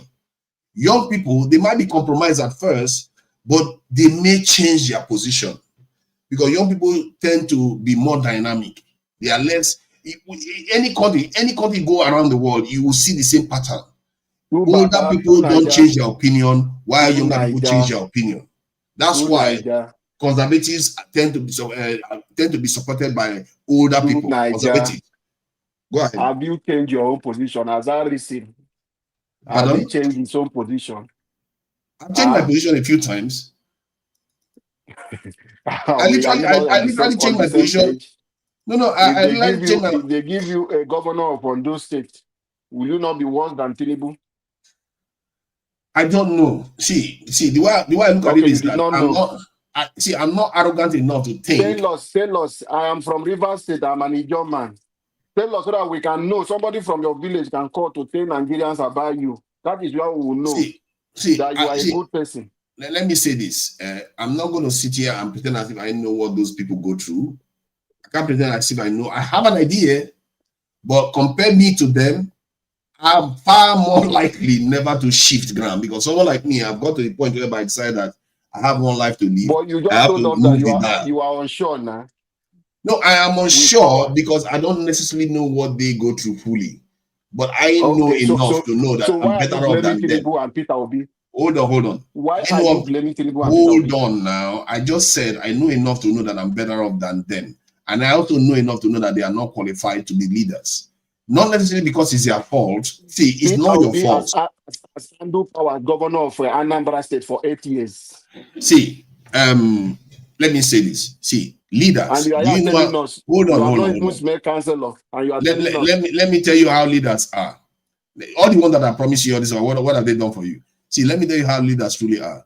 If you look at a Japanese leader now, do you think that kind of leader, when he orders his people to do something, they're not going to do it? Knowing full well, that same leader, when he makes a mistake, he can go and commit what they call harakiri by putting a sword to his stomach and slicing it in one direction, and somebody will take his head off.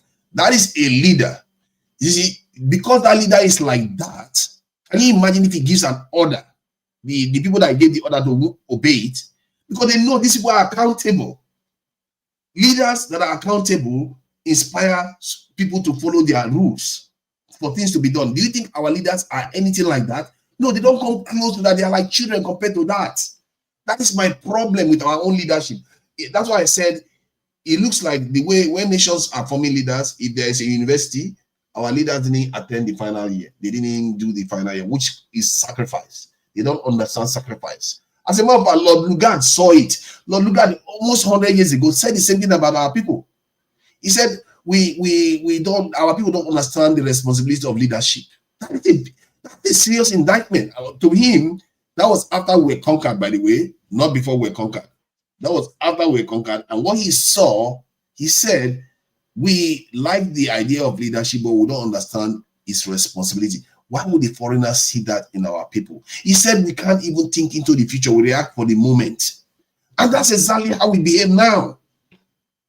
How did he know that more than 100 years ago?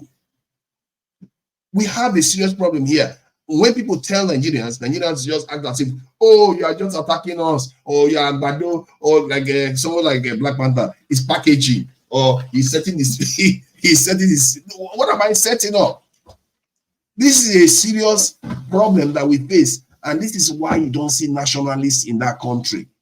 How many nationalists? I can ask you right now. How many nationalists do you know in that country? As a matter of fact, the closest you can come across is maybe Obasanjo. What's he got? Very dark man. Because very dark man doesn't care whether you're Northern or Southern. Or maybe he does. I don't know. So very, very few. Like I can't even pinpoint a true nationalist in that country. I can't even pinpoint one.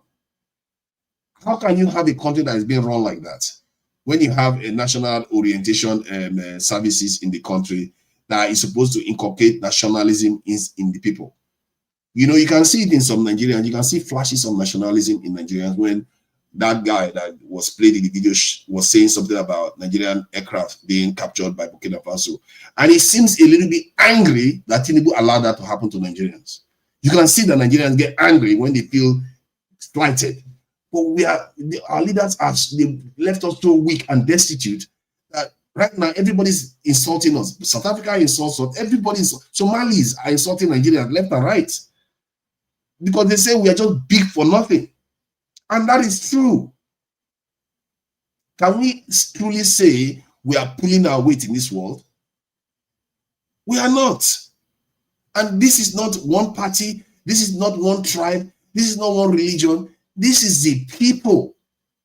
The people that have been so brainwashed. Some of them, they are so brainwashed with religion from the north, while the others are so brainwashed with Western ideals that they can't even see that this whole Western ideal that they are following is finishing them off too. That is so sad, to watch a people so lost in all directions and deceive us everywhere, because all they care about is money now. Now, they want it now. You know, Trump wants to come and save us. Yes, come and save us now. You know why? Because they don't have to do anything for it. Your men don't have to die for it. Do you know how many people have died in Ukraine to fight Russia alone? They are fighting a superpower with more than 3,000 nuclear weapons. This is a small country fighting them. They've lost more than 1 million men, and they're fighting. Well, Nigerians, what have we even made any sacrifice up to that? We've not seen anything in this world. We think we have, but we haven't. And this is why I say we are still living in a kind of, how do I put it? And it's kind of, we are wrapped up in some kind of shell of not seeing the real world we live in, how cruel and how real it is, how visceral it is, that you have to fight your way in this world to actually survive. And that's why we can't make headway.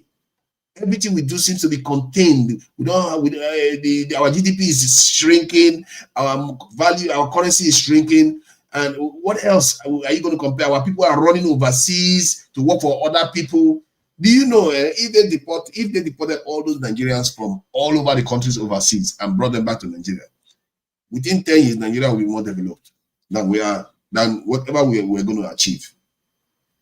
Because we created an environment within Nigeria that made many Nigerians run overseas. We transported ourselves overseas to go and serve people, and then we start sending trinkets back as diaspora remittance. Diaspora remittance. That's what nations live on now. How many times do you see any successful nation say they are surviving on diaspora remittance? What kind of self-respecting people survive on slave wage?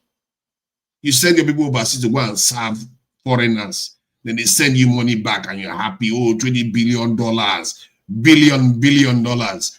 That $20 billion that the entire Nigerian diaspora is sending back is not even the money that they spend in one state, this police department in America. Little change. Our entire national budget last year, was it not $28 billion? Hi. People, if you really know how insulting that sounds, if you know how bad that is, Nigerians, they will not even feel like, they will not be able to talk to anybody. They will feel ashamed to talk to anybody around the world. Even South Africa doesn't have that kind of small national budget. Even South Africa doesn't have that. $28 billion, you are sharing it among 200 and almost 50 million people to survive. When California healthcare budget is $200 billion, $200 billion. And California is just one state in America. Not the entire US, so just one state. And not for their national, their state budget, just their healthcare budget. That will tell you how bad things are. We have the solution is simple. I keep telling people, Nigerians, the solution is very simple. You need your national security posture back in place. That same policy that Peter Obi was advocating when he was running for presidency, that policy will help Nigeria to start healing. If they actually did it, you have to recruit into your military. You have to recruit into your police. So you agree now? I know you fall back to Peter Obi. No, because now that Peter Obi has something on his head. Of course, now. The best person. Why do you think I'm angry with him? Why did you think I'm angry with him? I supported him in the last election now. How did you support him? But you said you are for Agbado. Who says I was for Agbado? What world are you living in? I was on the same panel with Peter Obi, and I asked him about his national security posture, and he said that he was going to recruit up to 1 million. I said, if he was going to do that, I'm willing to put myself forward on the live stream. So this is what I'm concerned about. That why is it that after the election he's not advocating that policy? Do you know if he carried Naija on? was take note to No, Baba hold on. Let me tell you confess this. now. Let me tell you this now. Do you know if Peter Obi carried I on? tell you, I don't listen. So that the round Confess now, say Peter Yeah, Obi is thank the you, best thank you. candidate to. Do you know if Peter Obi carried on advocating that policy by now, he will be by far the most popular president in Nigeria? Because what he will be doing is he's going to say, you refuse to recruit 1 million into our military, you refuse to recruit 1 million into the police and customs and everything that I keep telling you, and look at the problem is getting worse and worse and worse. And then when Trump threatened Nigeria, guess what the president wants to do? They want to recruit. So in other words, it would have vindicated Peter Obi. He would have been a superstar by now. But again, I ask, why the To silence? Naija, Peter Obi is a superstar. He's a superstar already. I beg. He will be more of a superstar. The entire nation will be rallying behind him because the insecurity is affecting all parts of the nation, especially the north, actually, and he needs them. Why is he not advocating it? Why did he stop? The others I can understand, but him, I supported him. So why did he stop doing it? Why did he stop? Because every time they kidnap people at schools, his popularity will go up. Every time they rob people at gunpoint, his approval rating will go up. Why? All right, let's round up. It doesn't Thank make you. sense.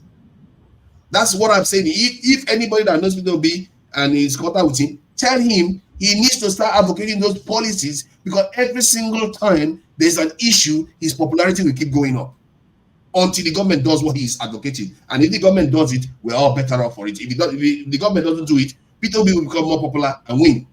That's how it works. Thank you to Naija.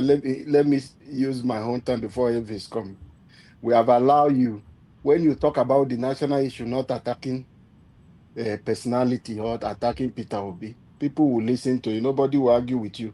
Talk the general problem of Nigeria. The area when you begin to come politically, trying to go indirectly, coming in as if you are walking behind. But I'm happy today you have confessed that Peter Obi is the best candidate among all of them all. Nigerians take note to Naija said that today. But normally, this is not his first time saying that, though. Not mind them. Many times. They never listen to anything, no matter how many times you say it. Thank God. Me, I'm happy to hear that, so that we'll move forward. All of them are coming back. We are happy that all of them are coming back now. It is clear. But one thing I want you to understand, because you are very far from the house, if you say you are a Peter Obi supporter, you should have known that a lot is going on the ground. So Peter Obi is popular, and he will remain popular by the grace of God. So we need that unity from Nigerians. It is only the Nigeria people that will decide the same way they did in 2023. But this time around, the only difference is that Nigeria have to agree that, as Peter Obi have said, that those who said your vote will not count, we are going to count them. So that is the new slogan. We are not going to court anymore because the judiciary has failed Nigeria. So let us have that balls and that boldness for us to stand at the polling unit to defend our vote. That is the only way we can do the right thing. And I've said this several times here, join the moving trend.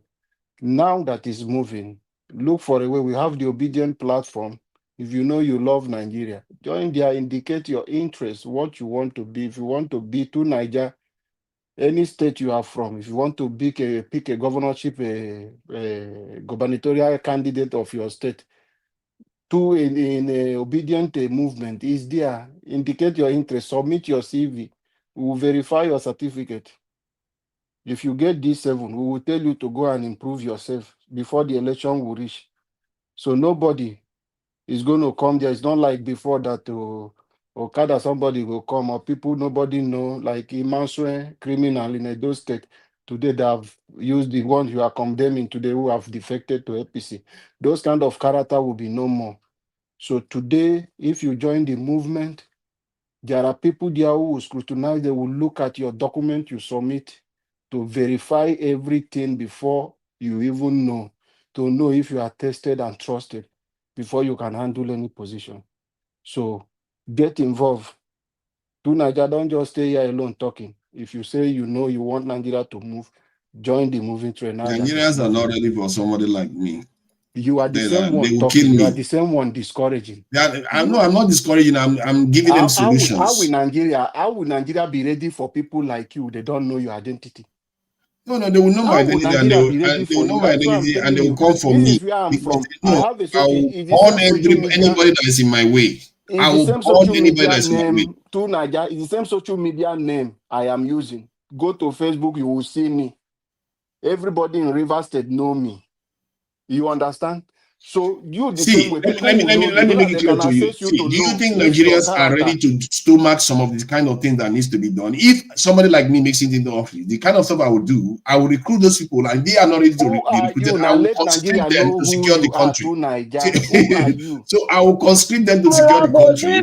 I will fight corruption. I will do what needs to be done. I don't care what people think. We need people to fix Nigeria, but you have already told us on this platform that you are unsure because you don't know what you will see there, that when you get there, you might be corrupt. That is what you told us. No, I never said anything about being corrupt. You told us that you are unsure. I asked you. I said I am not exactly because hold on. I said that I am unsure about what they are facing completely, but I am ahead of them. You said you are unsure of what you will face there because you don't know what they are facing.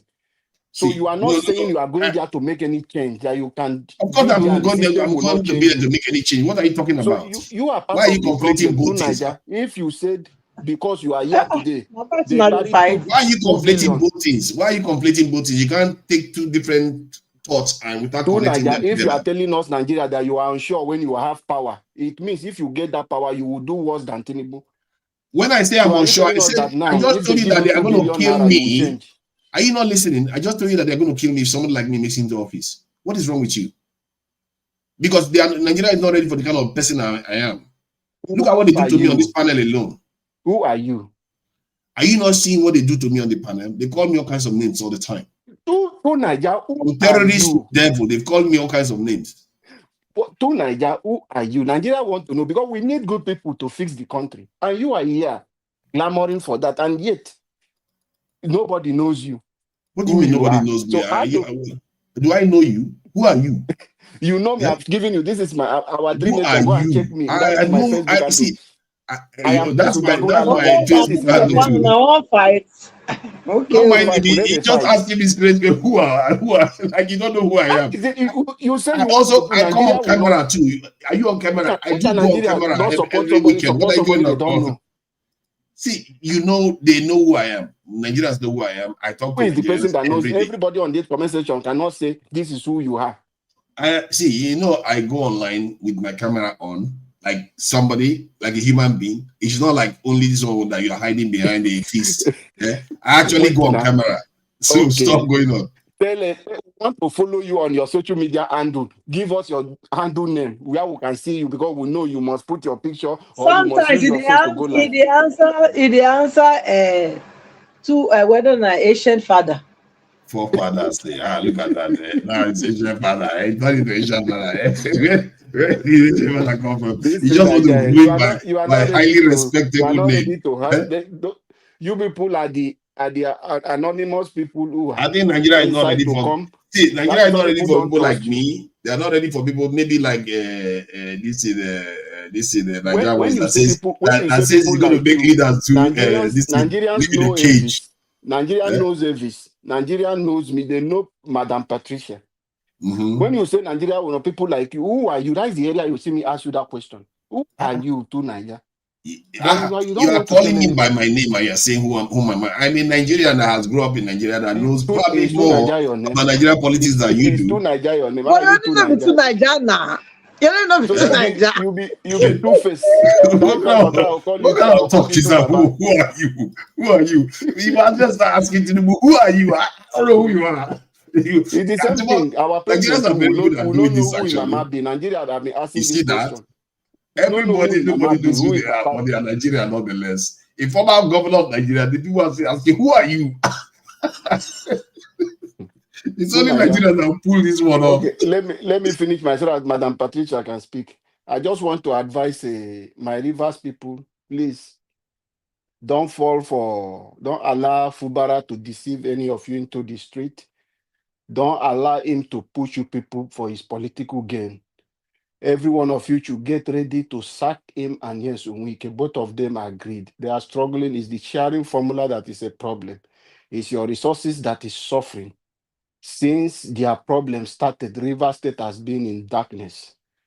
We do not, with the resources we have in our state, but yet there is no hospital for you to run to when you have any little sickness, even to call malaria. Some of you are buying for malaria.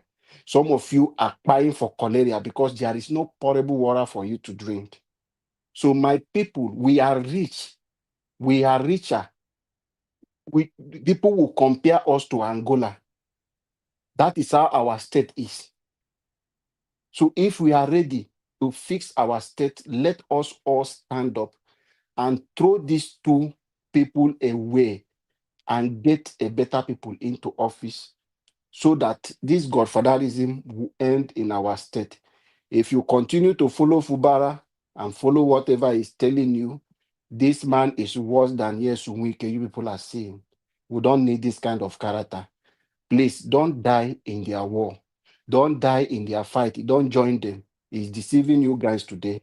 Don't join them. Let us be focused on how we can fix our state and not these political jobless leaders. Madam Patricia, please, your 5 minutes before Eve is coming. Thank you, ma. I beg you, I don't want to talk again. More than they fight, make I just dey intrude. Make I Don't dey mind just them. Which one be no mind? Are you from Edo State? Which one you don't start no na minding? ancient Now you they father, speak for Okpobolo now. ancient father. Because this is a slogan from Edo Yes. State. Now, I'm Asian father. See, Hey, na me dey No, say maybe na now ancient father you be. brother. No mind look them. at Maybe because not they use this language, Nigerians no are not mind them. ready. See, I want to add Na something to ancient it. father you be, ancient fighter. Let me add something. This is one area I think people don't take into account when they talk about the Nigerian economy is that almost 1 million Nigerian people are working online. And that aspect of the Nigerian economy is being missed when people talk about Nigeria. And I feel like that is probably why you don't see people getting very angry on the streets. You don't see people. I actually spoke to somebody in the UK today that was looking for people to work for. And he said, about Nigerians, that he has a friend that is working with Nigerians, that he's got 5 Nigerians working for her. And the amount they are paying them by their standard here is nothing. But by Nigerian standard, it's quite high. So you can see what is going on. And this is my own circle now. I'm talking about. I'm already doing something like that. So there are a lot of Nigerians working overseas. If you ask people, if you even ask Nigeria Watch, how many people he knows that know people that are working online, there are going to be many. So we are talking about almost 1 million Nigerians online making money that the country is not taking into account. This is why you don't see people protesting as much as people would like to see. To Naija, make I still put my mouth. You know what I think is the reason why Nigerians are not coming out? Is because one, Nigerians, they have a kind of divine confidence. They are confident in themselves that this setup of governance or whatever is not what will make them. Honestly, that's what I've come to understand. They don't believe that their destiny is in the hand of this so-called governance, this structure, political structure that is set up. They believe that what they will be is what they will be. Hence, they're not coming out. It's like when you go to Nigeria, honestly, when you see people, the way they are living their lives, you understand something that is not all you hear that you will say, oh, that's what's happening. Honestly, not because majority, I will not say majority are criminals. No, but they have this inner knowing that nobody can make them, they have to make themselves. All, no, I'm not. This is special, you know. Honestly, I think that's why they don't care. Whatever the government like them, they like they crazy, so it not concerning them. They cannot stop them from not becoming what they want to become. That's the something inside them. Yeah, but don't you think it's born out of something? Because if there's no path, then they will lash out. But because they see these paths, there are so many paths. This has been going on for years now. People are not picking up on it. And I think it's becoming quite obvious. I know because I employ people in Nigeria and I see their behavior is changing because they are now more aware that they can get opportunities online. And if you have a population that can go for billions of people overseas, not really, okay, not really. I believe that we or Nigerians are gifted. God, and to be honest, I know many of them go say, "Hey, that's so God did go," but I will tell you, that space where they can't name Nigeria, that very space there, God has a particular concern for those people, for us, yes, and that is what we carry inside us that make us not to even bother. You like, oh, maybe you dey craze your own dey go, you know, the bother us because why? You are not the factor. You are not the factor. The factor is my creator. I don't know if you understand. The factor now, my creator, not be you. So anything you like, you they do, they go. As long say I fix my gaze on which I want to achieve, you cannot stop me, and you cannot. This is what is in us. It's in us. I don't know if anybody have been able. Look, I've. Yeah, but are we achieving what we want? Because clearly, majority is not achieving what they want to achieve. Yes, those that want to achieve What it. achievement is that? The achievement Those is the country is still today. it. Those that want to achieve it are achieving it. Because But it's not fair now because most are failing at it. Most are perishing at it. No, not be like that. Look, what I tell you, it says that the first thing that a man need to know in this world is to know yourself. Is to know yourself. And a man that cannot know himself, anything we see go take. That's why it is. Yes, we can feel, we can help, we can give arms, we can do all those things. But you see, Nigeria, honestly, I can tell you that I know what I'm talking about. It's not something that I don't know. Okay? It's something that I know. When you determine, when you say this is what I want to become, nothing can stop you. Nothing. The government is not big enough to stop you. I did say something sometime earlier on when the Niger coup occurred, though. See, this thing that you said Nigerians are unstoppable. The numbers don't. All right, we're rounding up in 1 minute. 1 minute. Okay, 1 minute. So I did say something that when the Niger coup occurred, when I said that Tinubu has an opportunity to negotiate, make Nigeria more relevant by saying to the West that they are going to keep West Africa under check, but they have to concede to Nigeria doing certain things, like allow Nigeria space to develop and become more advanced, and thereby allowing West African countries to become more advanced. Because the Sahel nations now are acting as opposition party. Clearly, Fubara has joined APC. So who is opposition? It's the Sahel. Military leaders are the opposition party. Thank you. 1 minute is over. Okay, Nigeria watch one. Yes, ma'am. You won't go now, so make we let you talk. We'll continue tomorrow. Yes, I really appreciate you all. So that's why I have to give time for you guys to discuss with yourselves while I was listening. I appreciate you all that came into the panel today. We meet some of our panelists, people like Mr. Jonathan, Oga CM, and many more, many more.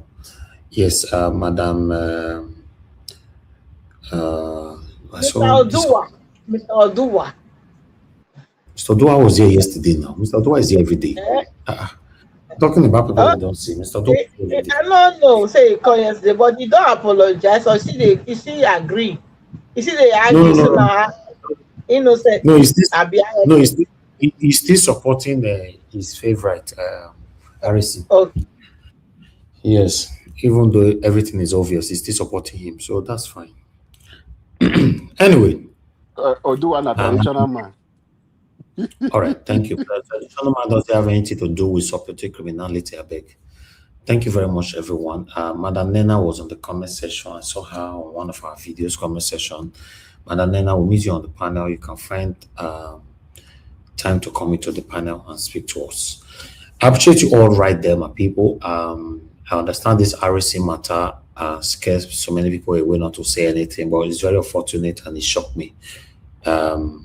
It's very unfortunate that we have shown ourselves over and over and over again, especially when the particular person or the particular topic is affiliated to us. It's very, very sad. Well, what do I know? I'll just continue to do my part and move on. And God will bless you now. Oh, yes, I don't close. I don't close. Sorry, Mama issue. I just remember. Hope she's fine. Yeah, she's. Yeah, I don't know. I have not reached out to her. I think she should be fine. And I have not reached out to her. I think she's just taking. Maybe I will check on Oga Jonathan. Because it never happened like this. I will check on Oga Jonathan.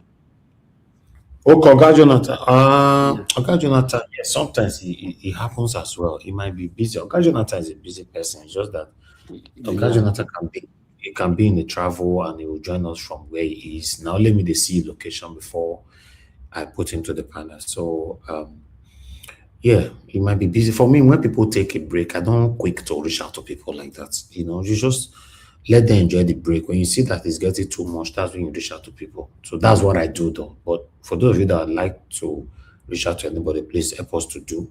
That would be nice. My people, now God will bless you. Now, thank you once again, Mother Patricia, during the show to Niger. Everyone that called in, Mother Deborah, Black Panther, and Tony Africa, and many, many more that called in.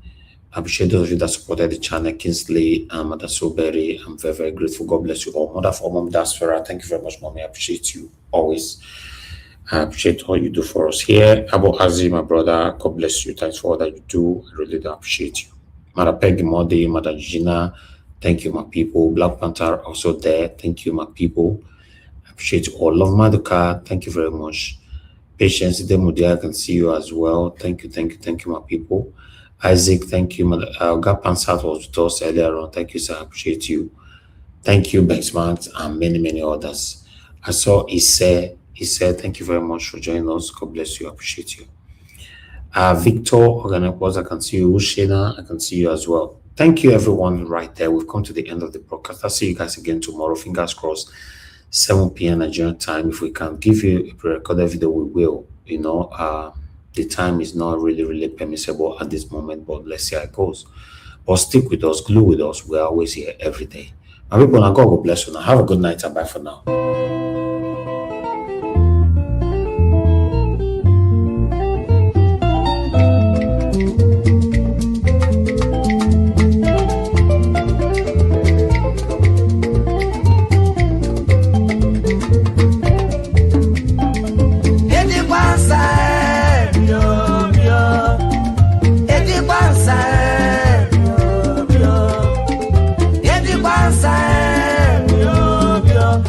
Come on.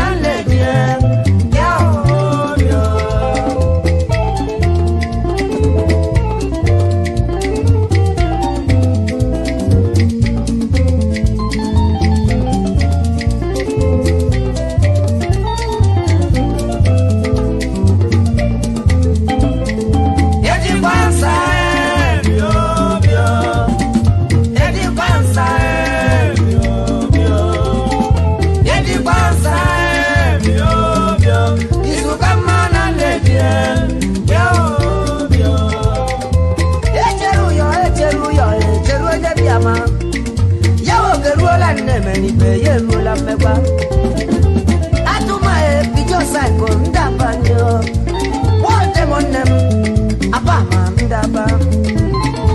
Bob solo Bob Dakpa ndaba nyo. Baba atijo blow. Kiri biao wamase. Watch him be cross.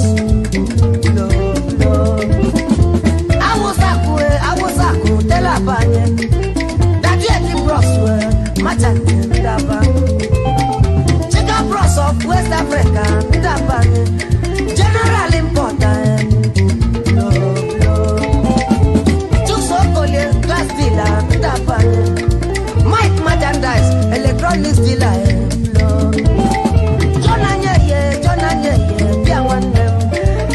Toyota Crown, Mego. Edi Bansa, Edi Bansa, Edi Bansa, Isu Kamana Neje, Agajakwe, Nyambisanya, Efianya, Uchiriaka Bachi,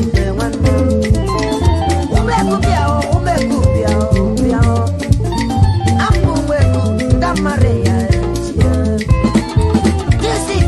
Tisike, Wasuchi, Philip Pamyama, HSK, Wasuchi, traditional prime minister. Dolumba, Monya Uchi, Aruaman Sentoko, Damuko, Imamochi.